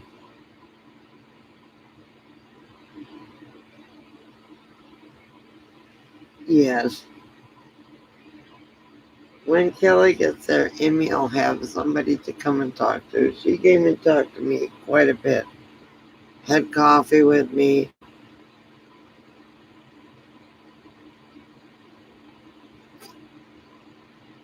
The good thing is, when Bill has a meltdown,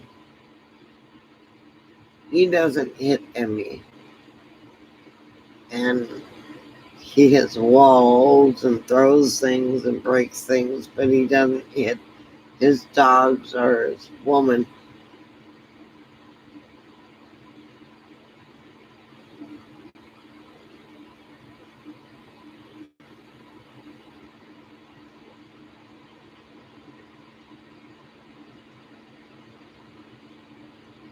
That's true, Chris.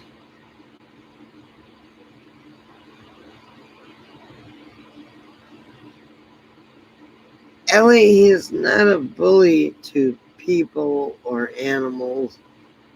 He just gets angry and he punches holes in things and throws things and whatever. He doesn't hurt people.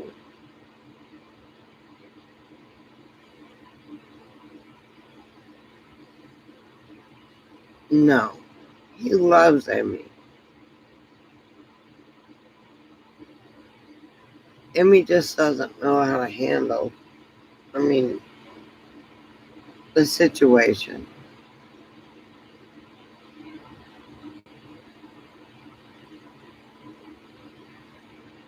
He doesn't, Ellie, he doesn't hurt people, or he hurts their emotional state and the dog's emotional state.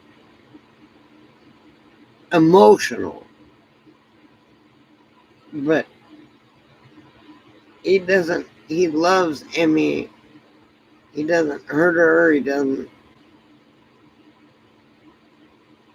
He just gets pissed off at the system. And I don't blame him, because he's been going through hell lately, trying to get shit sorted out. But, Emmy used to come to my RV and sit and drink coffee with me and just get shit off her chest. But she asked me the other day when I talked to her on the phone, please come home. I need you. And I can't right now because I got to do this doctor thing.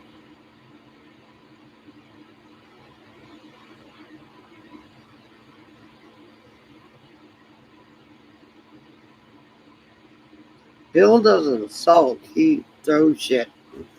Those. My ex-husband used to be one where you had to take a magnet to the yard before you mowed it because he'd throw shit. That's kind of like Bill is.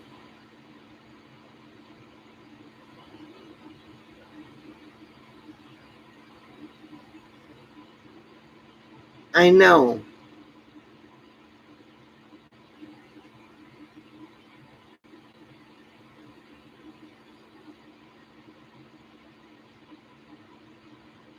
Well, I'm glad he got his name straightened out, but that's what fucked him up to begin with. But I mean, they were at the tire shop fixing the tire, and she's like, "Oh, please come home. I need you so bad." And I'm like, "Emmy, call me anytime."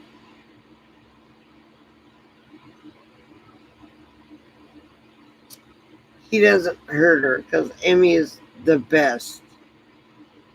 He loves her to death, and he loves his animals. He never hurt his animals.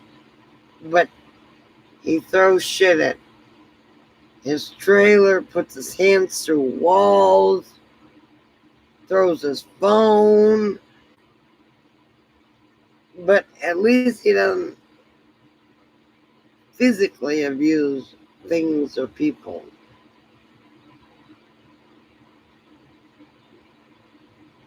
But it's like broke my heart. I'm like, Emmy, I can't come home right now. And she begged me.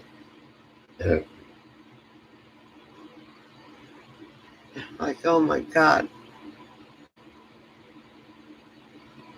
And if they move to Billville soon, he's going to have to get his shit together. He needs anger management classes. I mean, it's not like he hurts anybody, but he does psychologically. He doesn't physically.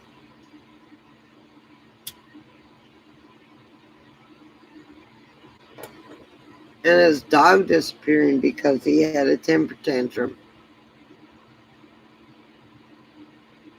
I mean, I hope, truly, I hope a dog scooped Monkey up and took it away, one of those bird washers, and Monkey will find her way back.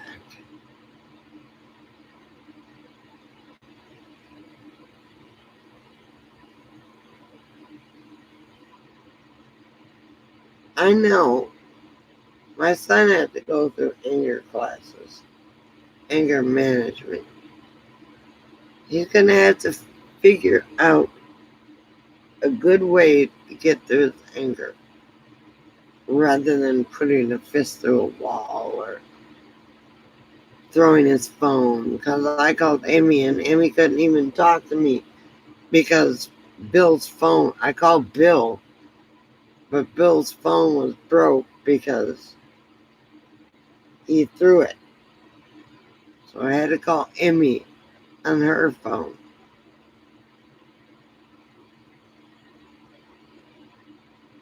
Anger is a good thing to work through if you learn how to work through it, because you have to have anger. You have to have some sort of feelings, empathetic in one way or another. But you have to learn how to deal with it. You can't let the anger just build up and build up and build up. Anger management is a good thing. Holding it all in is not good. One day, Christopher, I think you're going to explode. Oh, by the way, I'm going to send you some money in the morning. Thank you for getting my medicine. It came today, or yesterday, but I got it today. But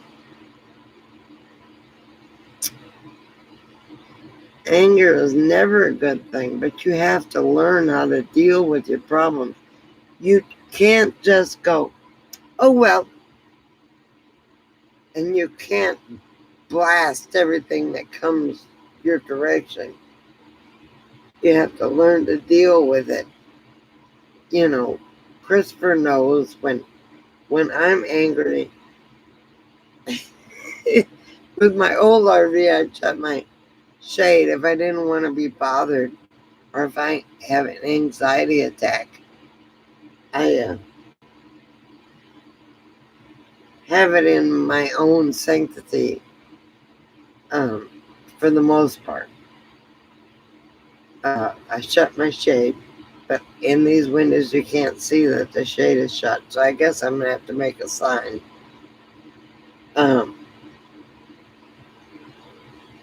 You have to learn to deal with your anxiety and your anger.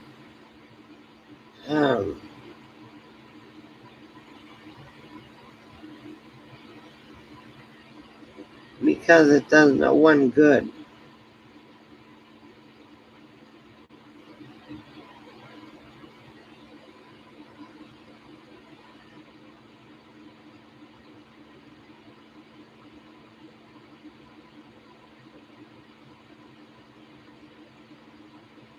I understand, Christopher. I understand. But one day you will explode, and it won't be on Kelly. It won't be on anything. You'll just go in the pasture and just scream and holler and whatever. But you don't have an anger issue. But one day you will explode.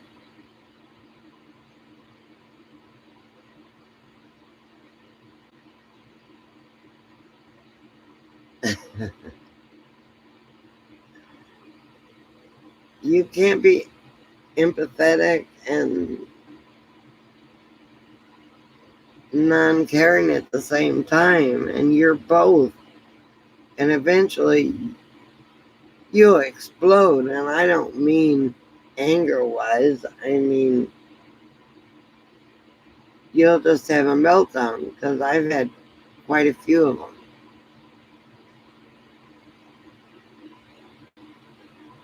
You're easygoing.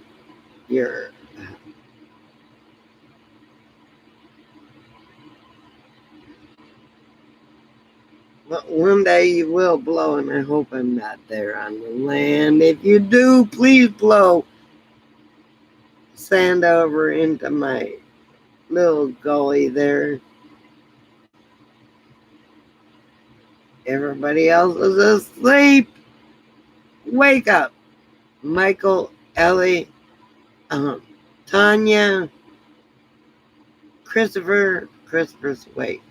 Because he's gonna take a flight to go see his Kelly. I'm leaving on a jet plane. Don't know when I'll be back again. You'll be back in a few days.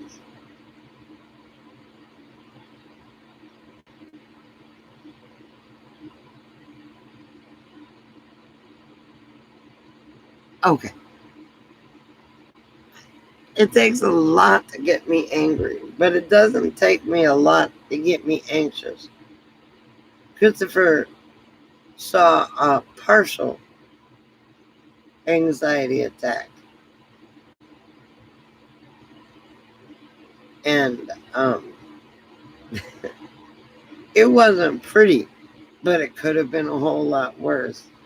I take medicine for that. As a matter of fact, I took medicine a little while ago.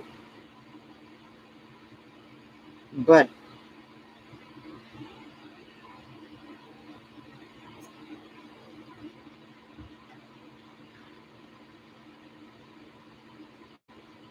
I won $900 today.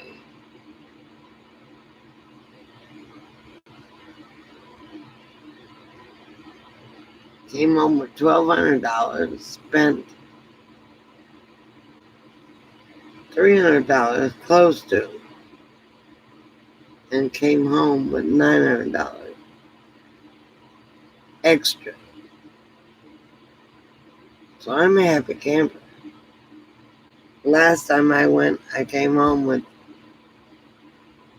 290 or something like that extra.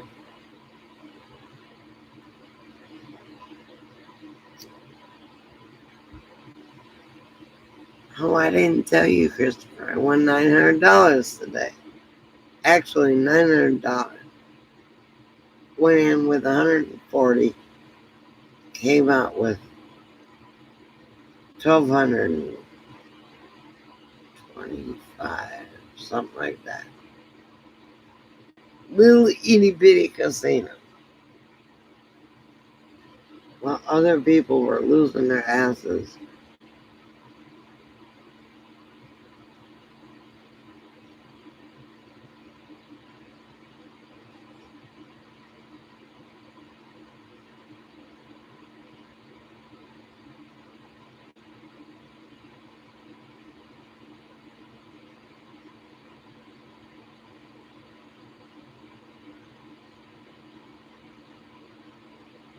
Oh my God, my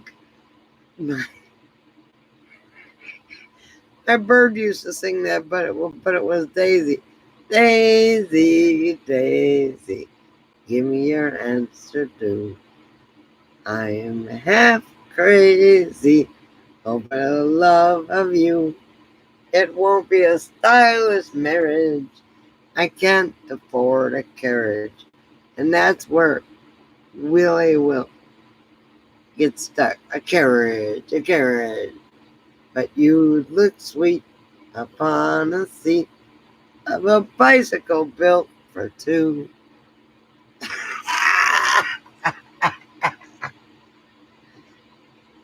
Willie would get stuck. Carriage. He'd say, carriage, carriage.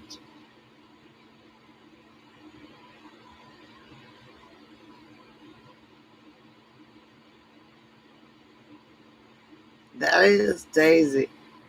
That's my Willie used to sing that. But I couldn't get off. Carriage, carriage, carriage. And then I would say, it won't be a stylish marriage. And then he'd continue. It won't be a stylish carriage, carriage, carriage. And I'm like, oh my God.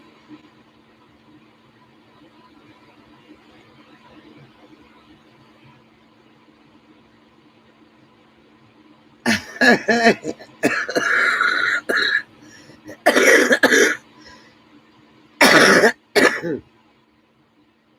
had my Willie for 26 years, and I taught him to sing word for word.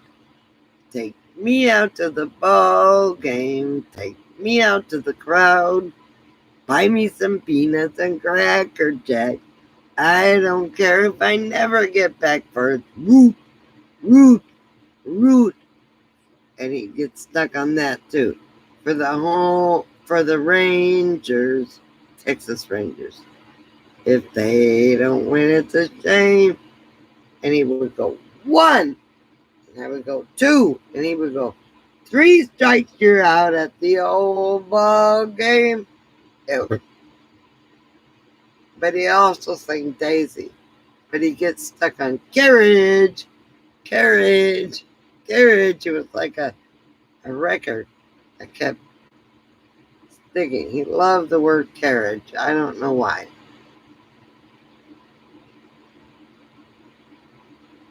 But I'm so happy Kelly's coming.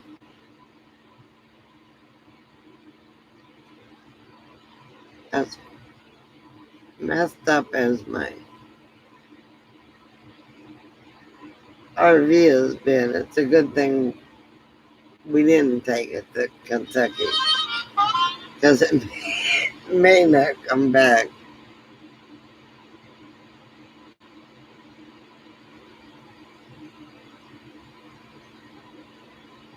Hang on a minute. Hang on 1 second.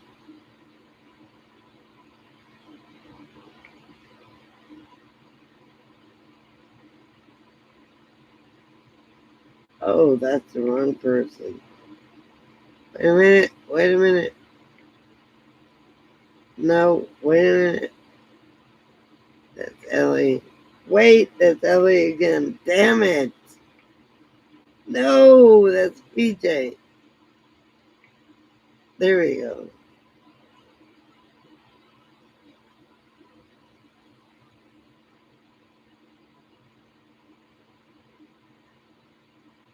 Oh, hang on. Shit. I closed one eye to hit that. I'm on right now live if you want to come on. We miss you and love you.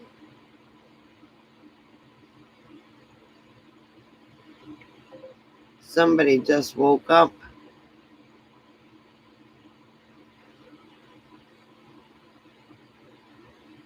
Oh, there you are, Teresa. I just got your text message. Hi, T. Mwah.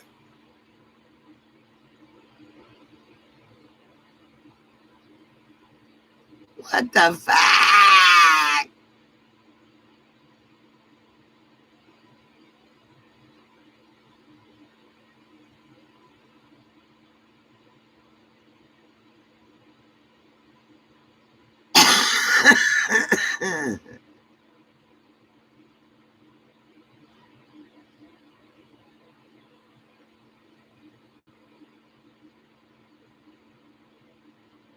You were watching me.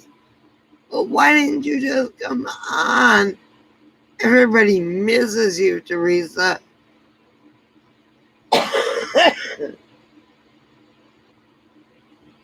Oh my God, I gotta get really my other glasses.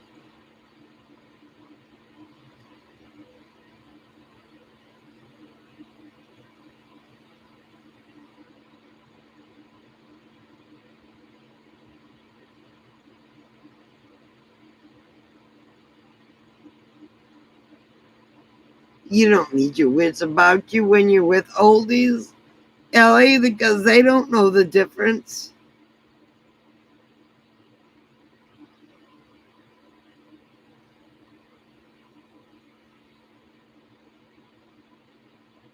Excuse me.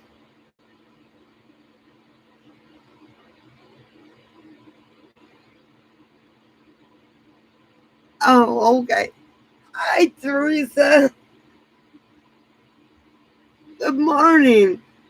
Imagine your birds are chirping out in your yard, and I needed you. And I got a scratch in my throat. That's part of, hang on a second, that's part of me that does.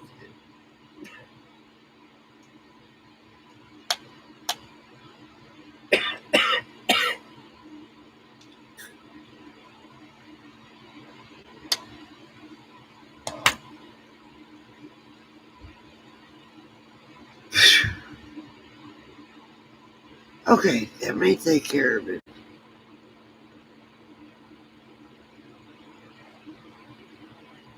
Carla sleeps all the time too, Teresa, since Clyde passed.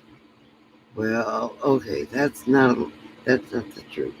I sleep all the time anyway.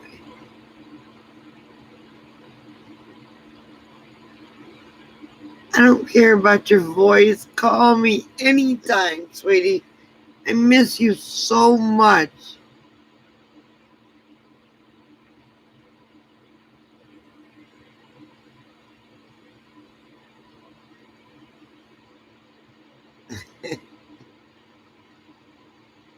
I've been trying to call you since my Clyde passed.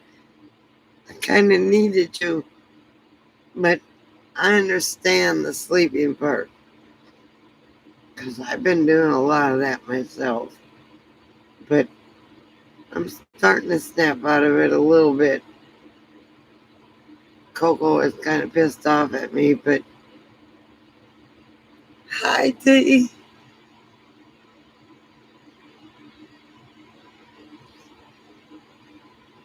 I miss you so much, and every time I call, you're not up.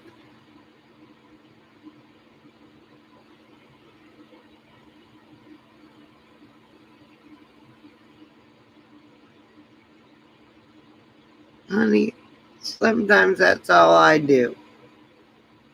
You're not a terrible anything. But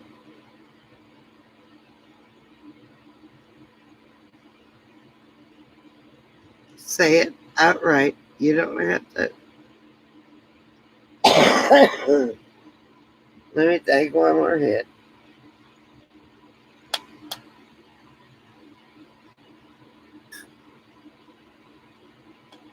Christopher about to go pick up Kelly.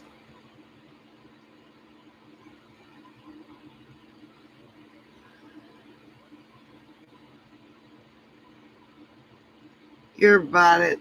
If the bot gets you, I'll accept you, honey.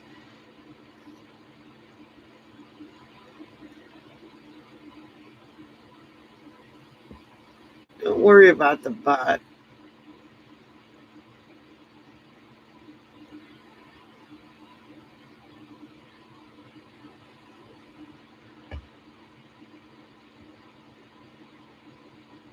I've been trying to call you ever since Clyde passed, and I thought maybe you were just missing your dog. And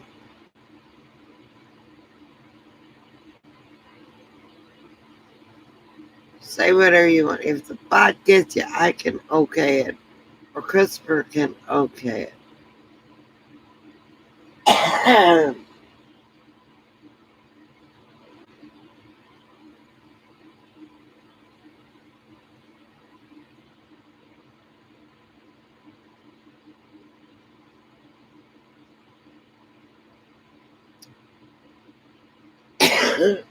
Oh, okay.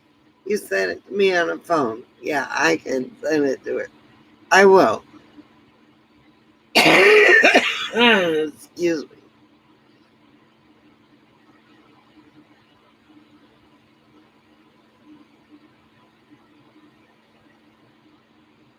Oh, honey, Ellie.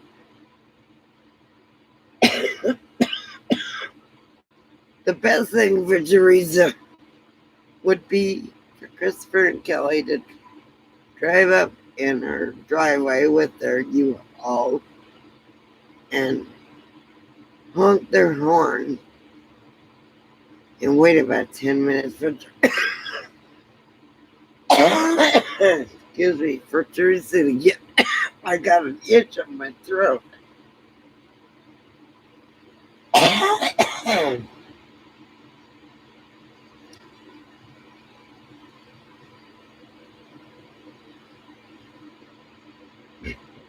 And Teresa will be out there sooner than I can shake the dog doo-doo off my hand. I want to see Teresa so bad. And I want to drive in her little van. And I want to see Joanne. I noticed the pictures taken of the vaccines were just of Joanne. Wasn't of shit.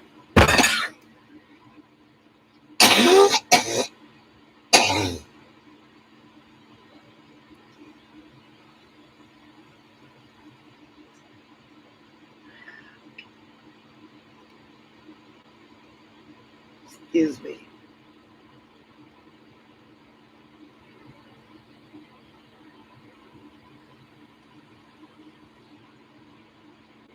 Christopher, they should be on your way.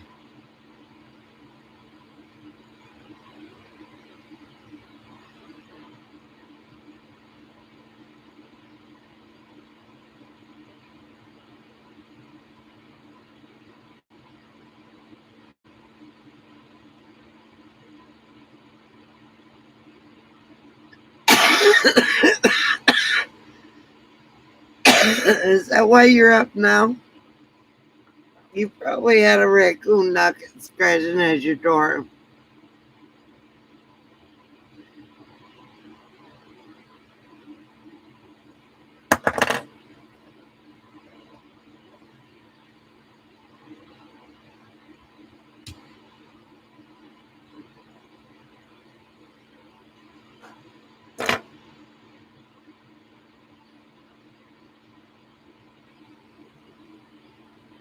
I need mouth to mouth. There's a man down the road that I'd like to call.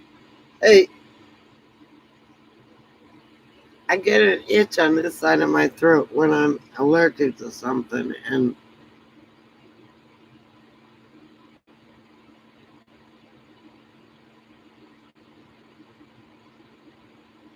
you're a little bit too far away, Ellie. By the time you got here, I'd be dead.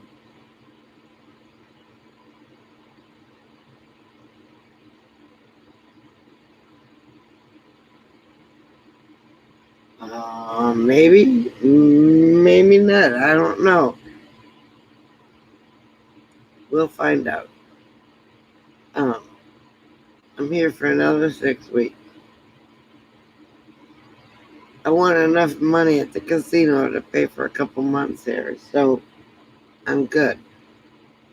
I've got a lot of things taken care of with that road alligator I ran into. Messed up a lot of things on my RV, and they finally got fixed. By the way, Christopher, my taillight is fixed. No more tape holding it together. My steps was going eh, eh, eh. You had to guess when it was going to come out the step. And as crippled as I am, it's like, oh my God, oh my God, oh my God. So they're fixed. My light's fixed. Uh, Hydraulics are fixed. Uh, Electronics is fixed.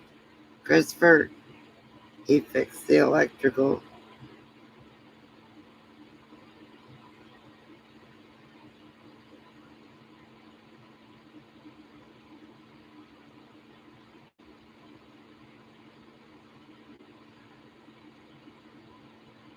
Oh my God, Christopher.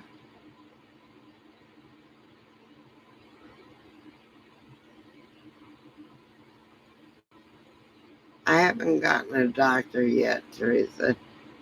I'm calling tomorrow about um, uh, thanks, Christopher. I've got my gabapentin, but I don't. I've got Mexican uh, Klonopin, but I've got to go and see a doctor here. But if I need specialists, I can go to Las Vegas. So when I go back to Willcox, it'll only take me 6 hours to go to a doctor and not 16 hours to go to Dallas. And I have a place to stay in Vegas.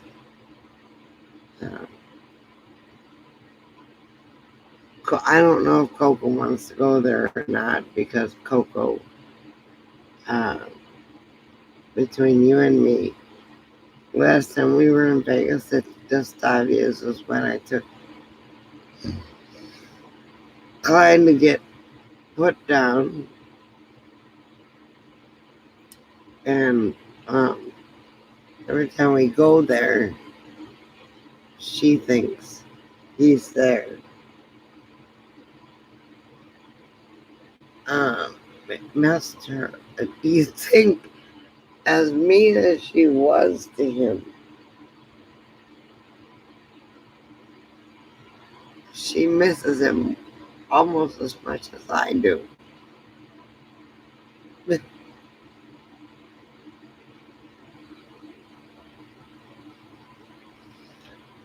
sorry. But my kids are trying to find me a dog. I'm like, no.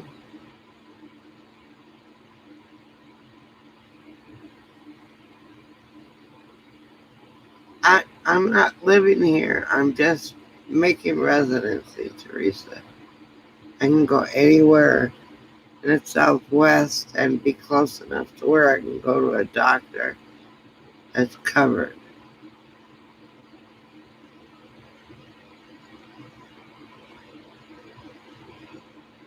Thank you, Teresa. Coco's lost without Clyde. I don't mind telling you. She acted like she was a top dog. But when we went to Gustavia's and she went through the whole house, closets and everything looking for Clyde and couldn't find him. She hid in a room that she didn't even know existed for hours. And I think she's got it figured out now, but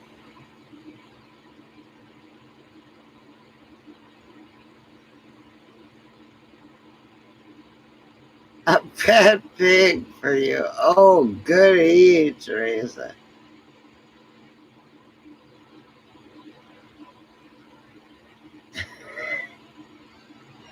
A pet pig. Fuck that. My son's been trying to find me a Rottweiler or a German Shepherd. And I said, look, I need a service dog. Rescue dogs are great if they're rescue. German Shepherds or Rottweilers are great as long as they know how to be a service dog. And that's what I need.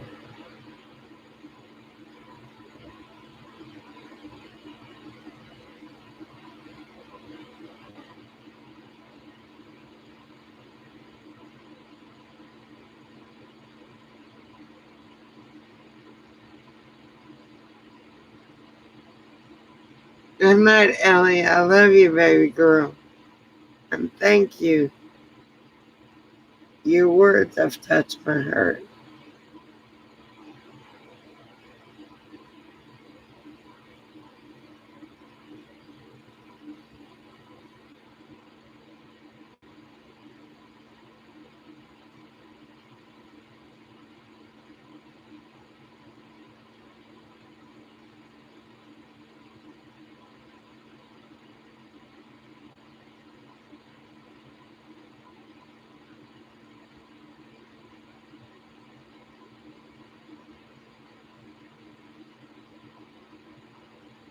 I have to close my eye to read. I really do need new glasses before I go for my driver's license test.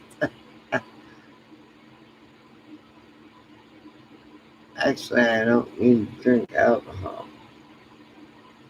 Christopher, I won $900 today. That's enough to pay for 2 months here. Plus, I won 200 the other day, 240.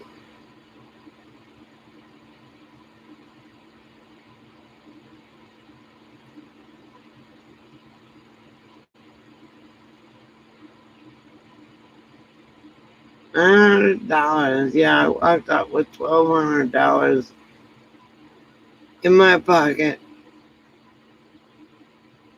I walked in with 140, took a couple hundred out of the thing, and I walked out with 1,200, little under $900.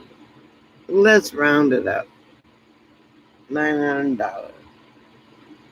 Every machine I went to today hit. And when it hit, I took the ticket out, I cashed it in, and then put another 100 in. Then I hit another couple $100, cashed it in, went to another machine. One machine I won $500. And I said, it's time to go. I did not give it back to them.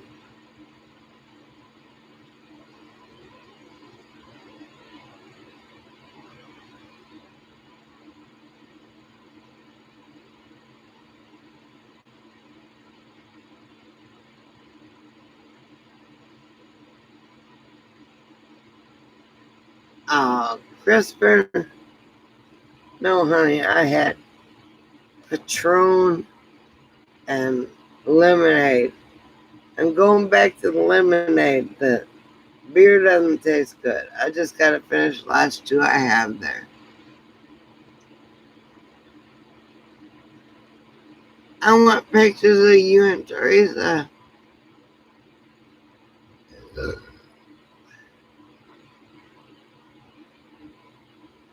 Tanya's been on here for a long time, Christopher.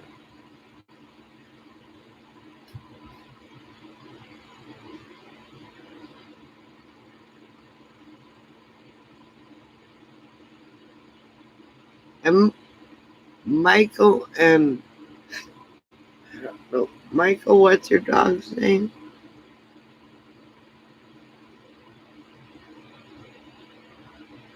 Kelly is gonna love you, Teresa.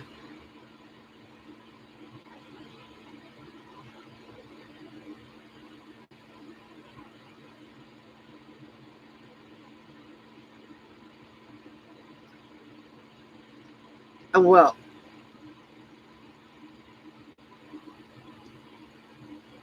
I don't care if there's triple chins. I love Teresa like a sister, and I miss her so much.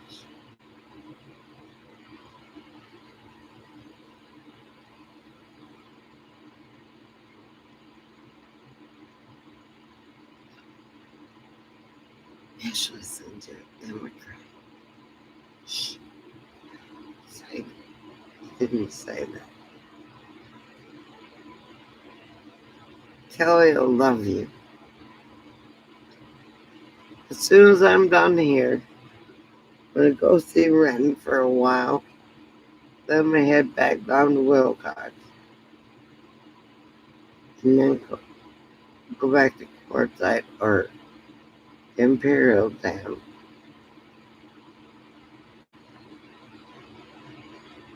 Unless a band of gypsies kidnaps me.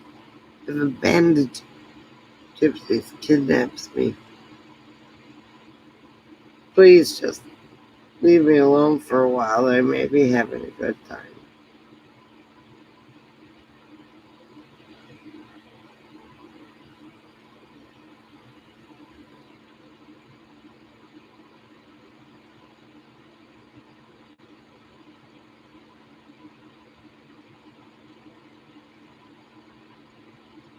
You know what, Teresa? Christopher doesn't care how clean or neat or dusty your house is. All he's there is to see you. And it's a good thing I'm not driving it because gas prices are $3 a gallon, 3 something a gallon. It's like, what?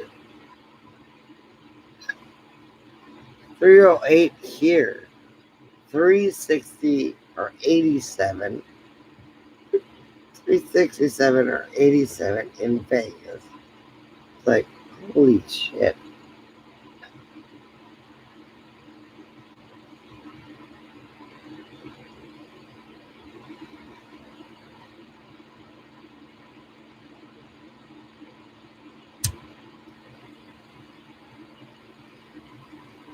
So is Christopher and Kelly. I'm vaccinated too. I can hug anybody I want to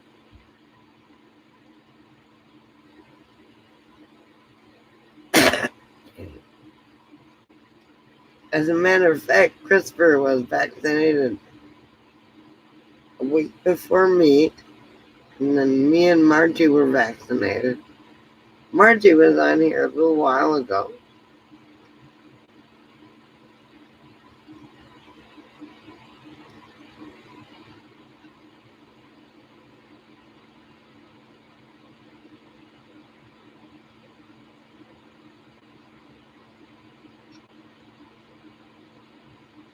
Oh my, hey Newman, what's up? Good to see you, honey.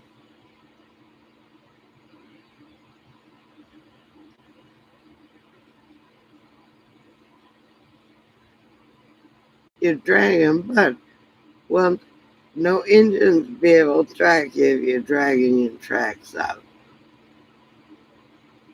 So you're all good, Newman.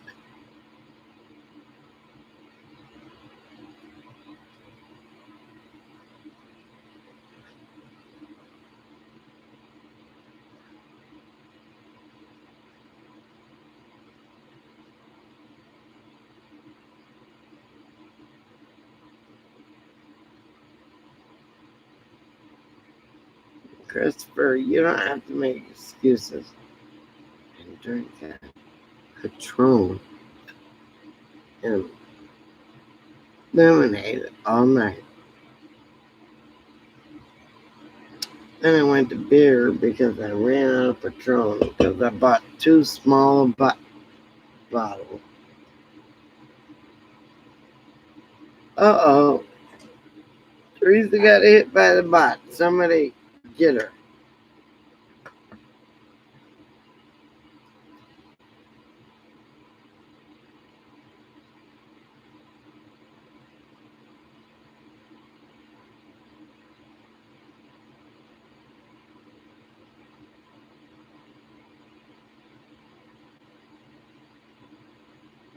Patron. I love Patron.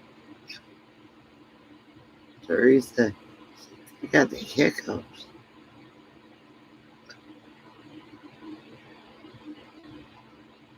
You know, you love my lemonade. I only got 2 beers left. After that, I'm done. Then it's just lemonade and whatever I throw in there.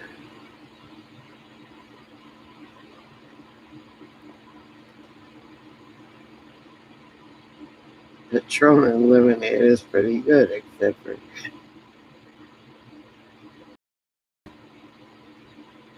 you don't know you're drinking Patron when you drink Patron. I think I'll buy the cheaper shit so I can taste it.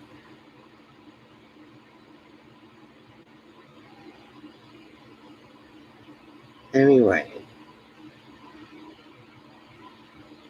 Teresa,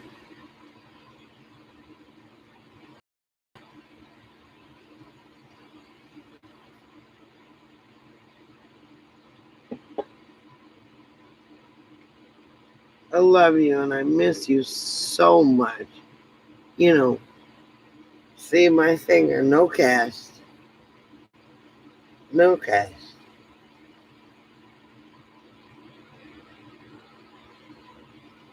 You, I gotta get real Ellie's face on here. Anyway, miss you so much. Wait a minute, I gotta see what I'm reading.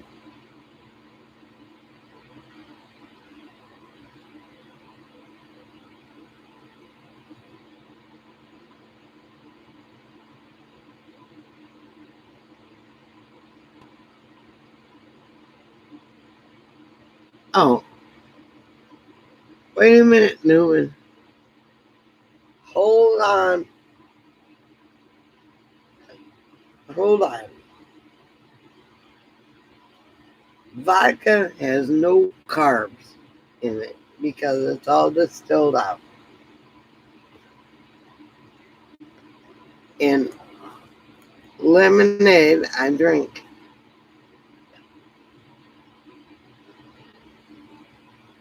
What's it called? Walmart lemonade, but it's sugar free. So there's no carbs in anything I drink. And whether the lemonade is catching up with me or not, Chris.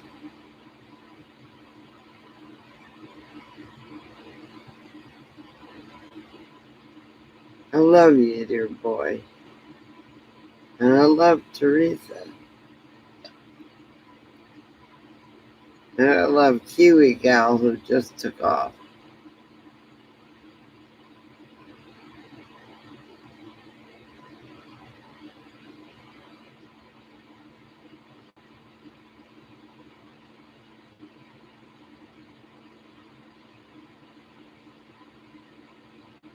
Teresa,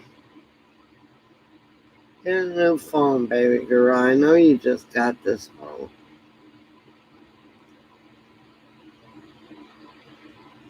But I've been texting you, calling you,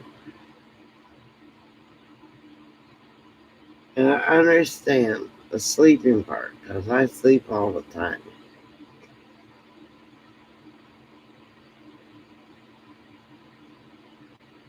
The only reason I'm not sleeping today is I'm celebrating my win. But uh,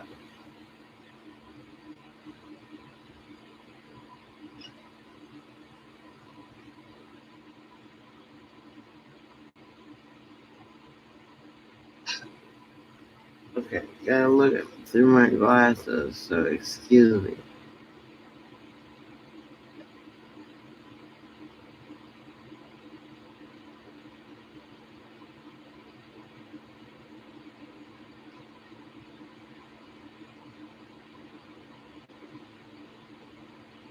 I agree, Teresa. They very well may.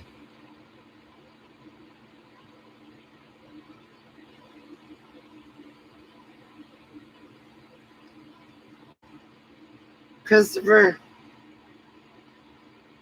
give a hug from Mommy and Clyde to Kelly.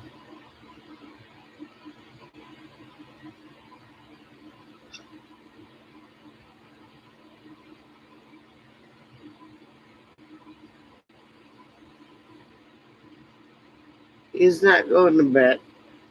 He's gonna pack his stuff and get ready for Bill and Emmy. I take him to Tucson for the airport.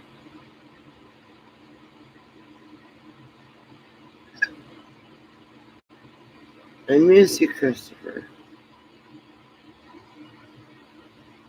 And your money will be on the way today.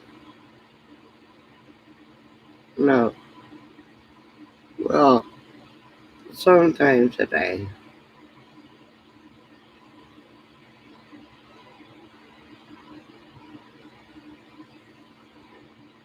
Give Kelly a big hug for me.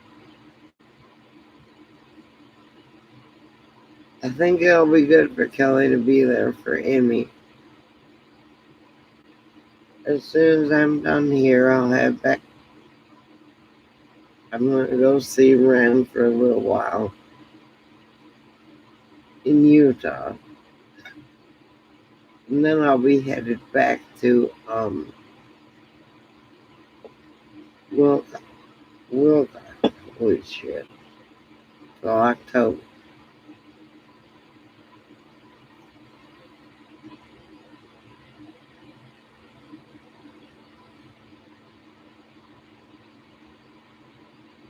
Excuse me. yawn.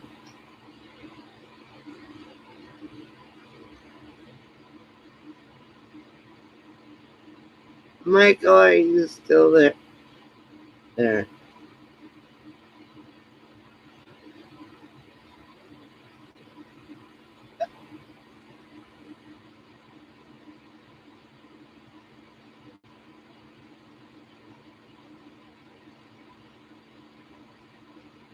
If I knew Christopher, he's gonna keep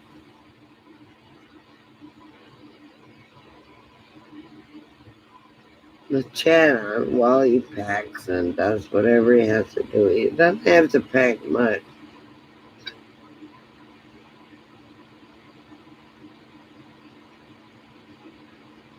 Going to get Kelly.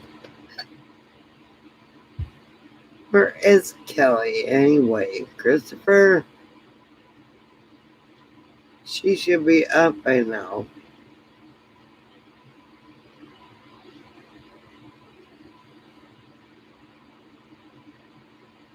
Packing her stuff and getting ready to go. And she's gonna go to homestead.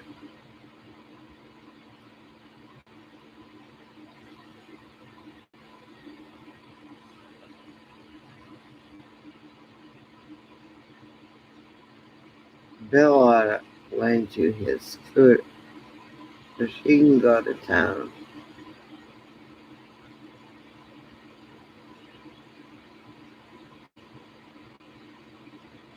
Excuse me, I don't mean to yawn.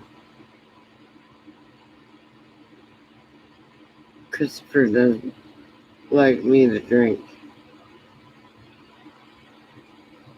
Hello? 5 people are in here.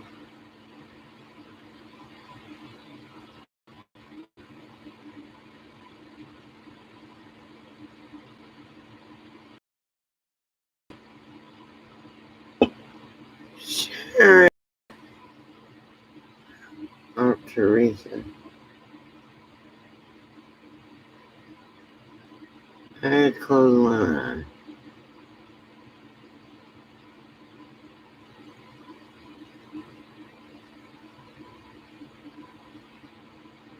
I think they're gonna stay at like truck stops and whatever.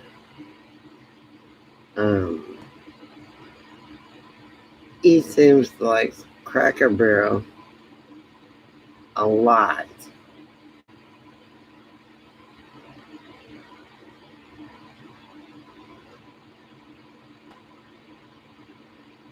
I got the wrong state of glass. I had to close one eye.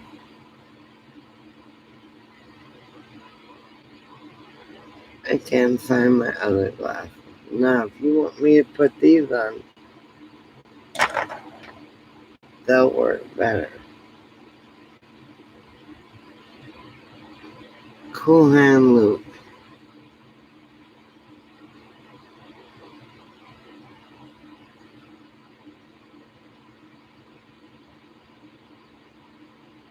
No, I think they're gonna get hotel rooms, Teresa.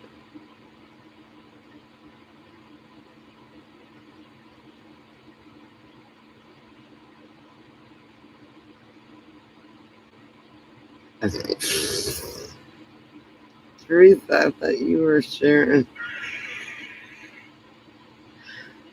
on the East Coast. SNS and RV cats. I thought about getting Coco a kitty cat.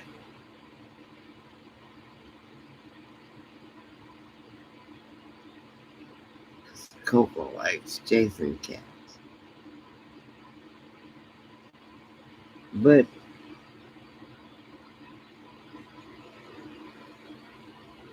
hang on, I gotta shut off this fan.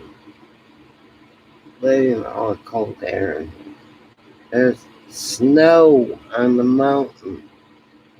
It sprinkled the other day and snowed big time on the mountain.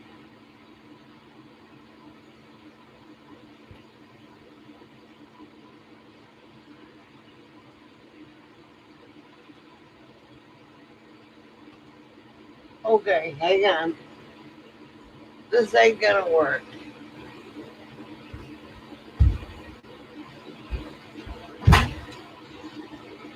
Hang on a second.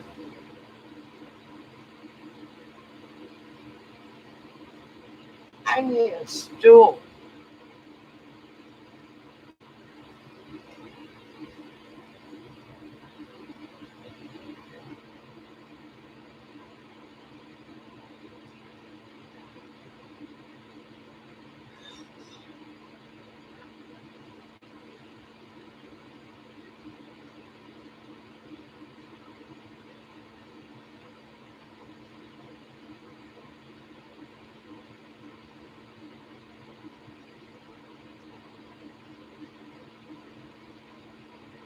Oh my god.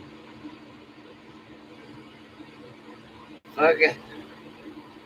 I need a stool.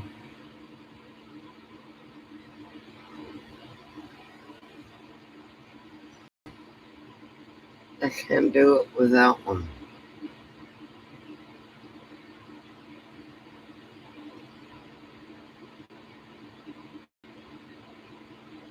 Good morning, Christopher. Give Kelly a big hug for me.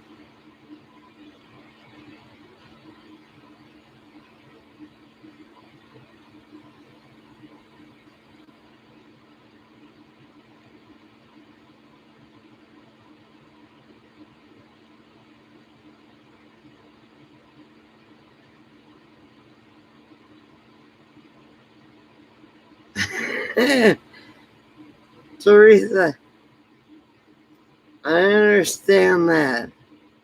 Poor old Kenny. But you know, a cat shouldn't be drinking out of a potty.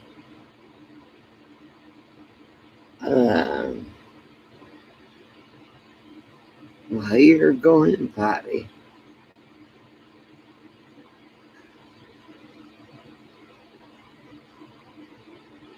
I'm not delayed. I'm trying to shut off this fucking fan. And I need a step stool.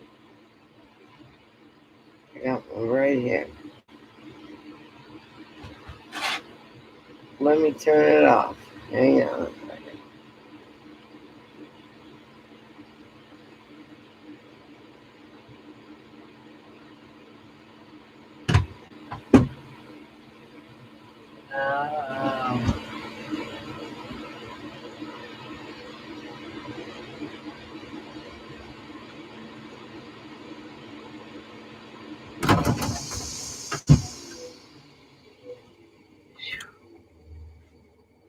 There it goes. I got it off.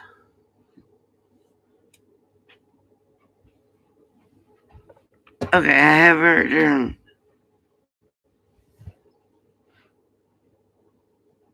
I'm back. So that's it. 3:15 in the morning.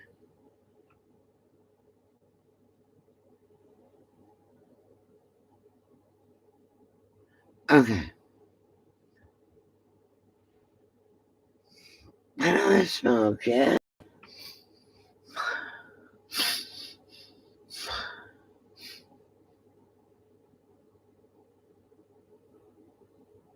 I don't know. My heart is broken because I won't be able to see Teresa and Joanne. But before I die, I will see Teresa and Joanne.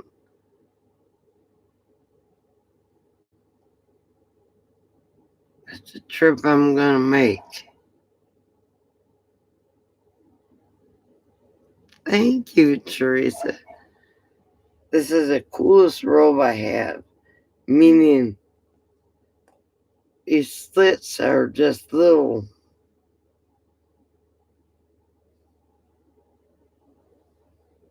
pieces of material. So if I had the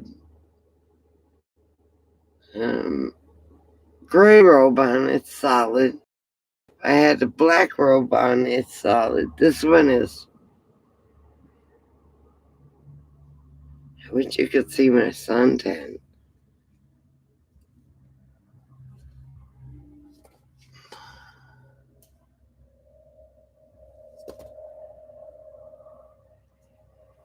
I don't know what the gas smell is because I don't use propane. I haven't used propane since I've been here.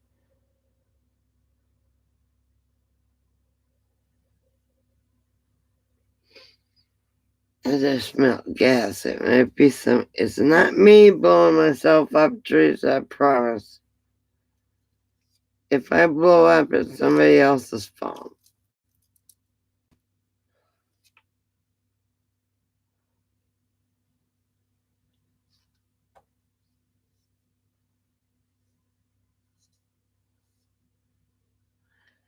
You don't want to see my tan lines?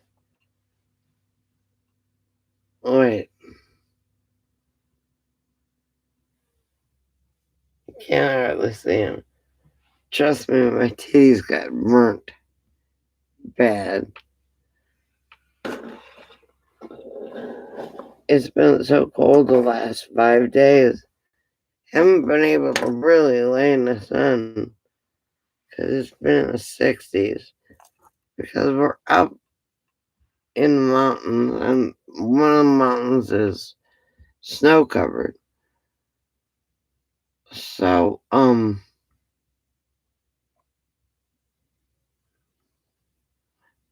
supposed to get in the 90s, so it's time for pool time.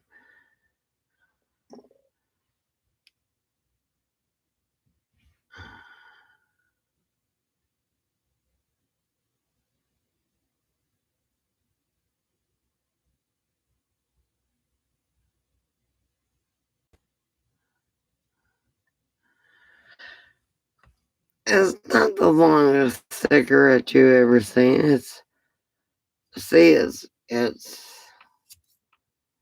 wait.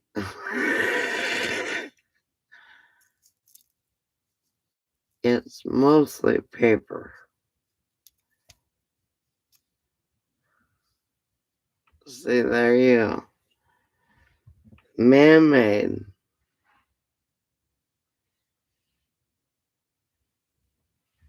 Tanya, hi, baby. It won't stop raining in Texas either. Oh, for my birthday in October, my son is flying Rachel into Vegas, and I'm going to pick her up at the airport, and then we'll stay in an RV park. My son was going to give me a room at, what was it called? The Cosmopolitan. And that's expensive. I told him, hey, dude, just let me drive my RV down there. There's like 3 or 4 RV parks I can park at. I can even stay at Gustavia's for nothing. And,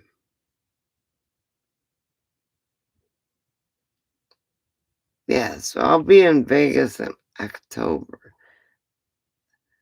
So we can Micah do a mummy mash. Teresa, you enjoying feel like going to Las Vegas?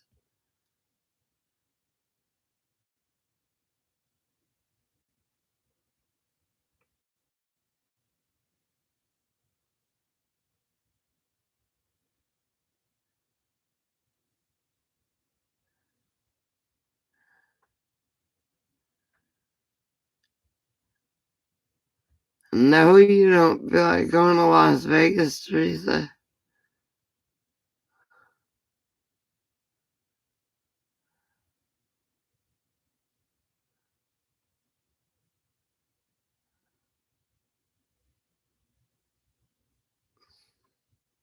In October?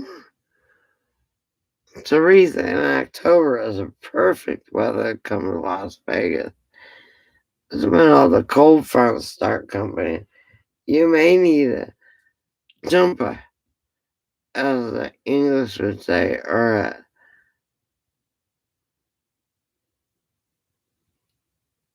I Can't remember the English word. It's in October. If I had the Mummy Mash, it could be in Vegas in October before Lollapalooza.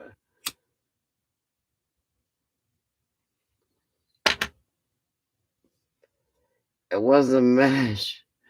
It was a mummy mash. It was a mash. It was a graveyard smash. You could dress like a mummy, Teresa. You've never been to Las Vegas? Holy shit. We'll roll you down the road on a piano.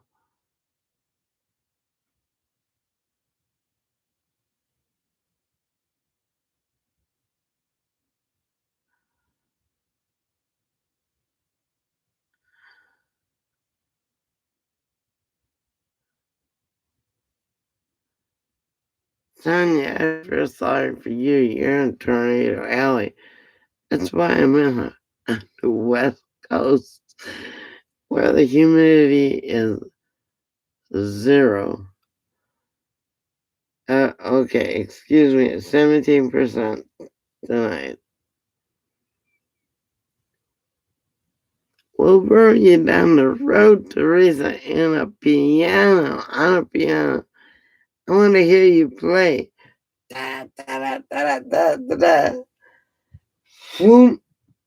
We'll roll you down the strip. You'll make lots of money. You don't even claim it to the IRS.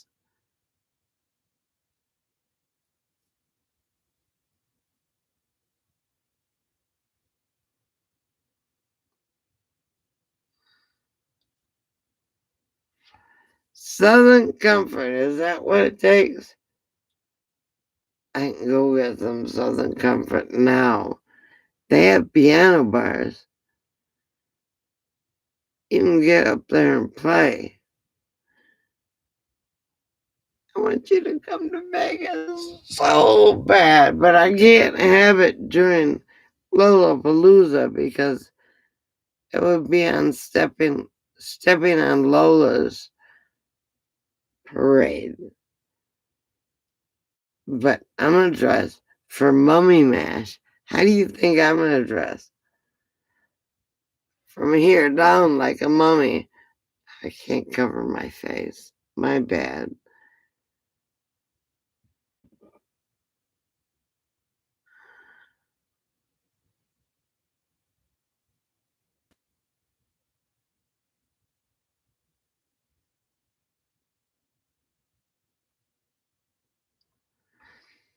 Okay, we got it. You and Joe, what does Joe drink? I'll buy half a gallon of Southern Comfort. The whole time you'll be here, you'll entertain us all.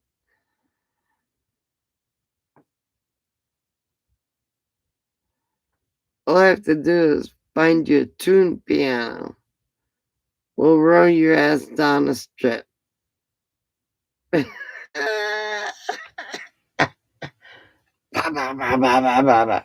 Legally, though, not running into cars or anything like that. If you've never been to Las Vegas, the Mummy Mash might be in Las Vegas this year. Depending upon my doctor's appointment.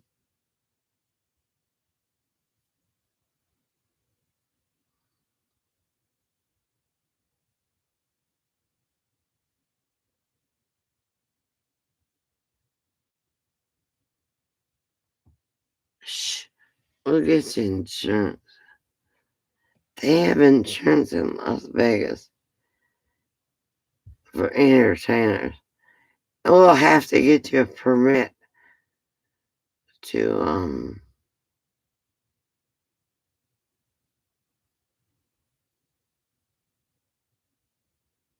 Now that's a ticket. We'll get you a permit and a bond. And we will push you down the damn strip. And you'll make a lot of money, Teresa. Enough to pay for the piano. Because I can't afford to rent it unless I make a couple $900 more.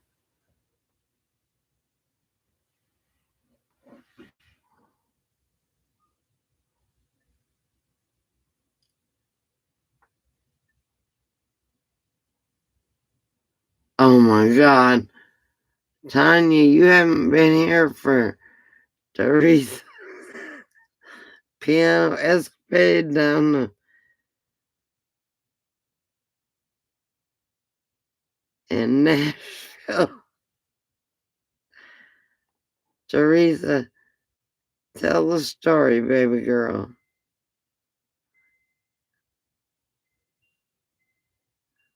She was young and dumb and in college.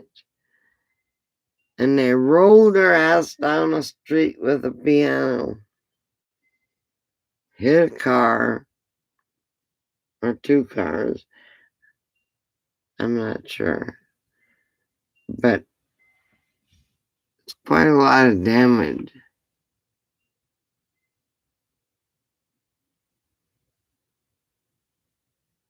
One car.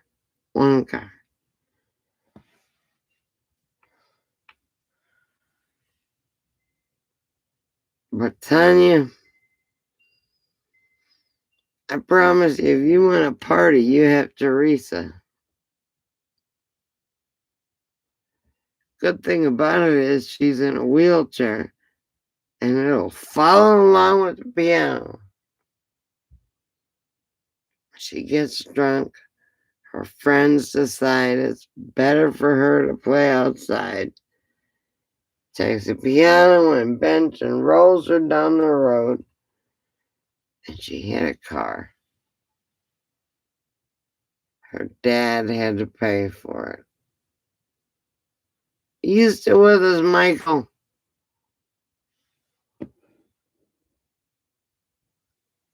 I could close one eye.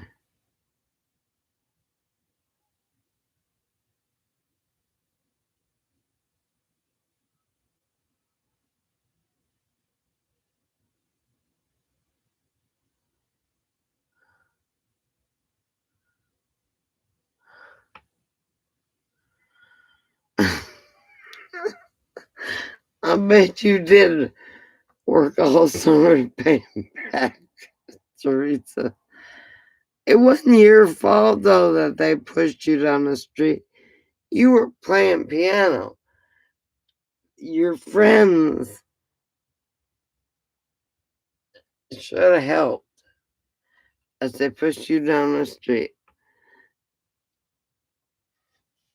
So we'll push Teresa down Las Vegas Boulevard.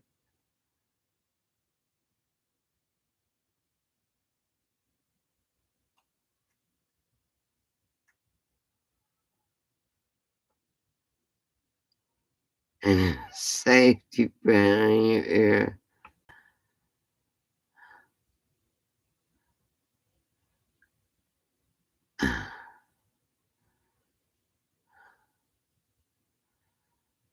Your liquor? Let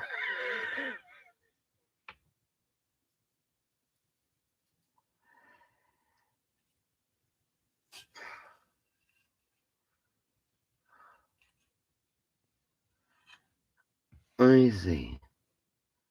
3 hours and 6 minutes. Beans up Teresa's all full of piss and vinegar. I'm gonna call her on the phone. And I'm gonna end this live chat. Good night, Michael and Freak Frack. I forgot your dog's name.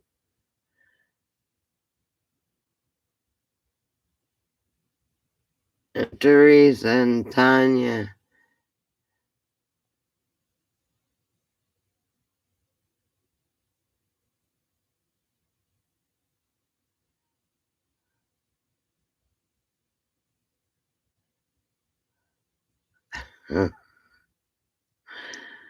Was that in Puerto Rico?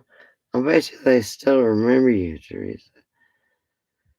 Okay, I'm gonna let everybody go and I'm gonna call Teresa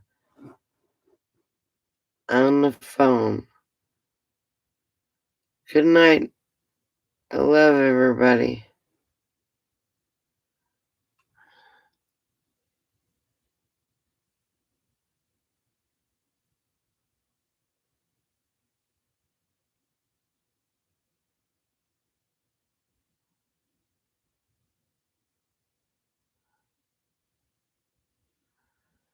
Wait a minute.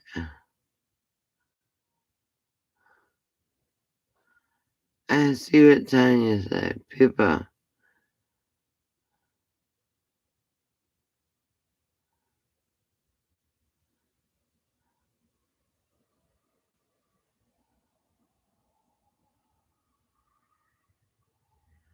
Prayers for you Maltese.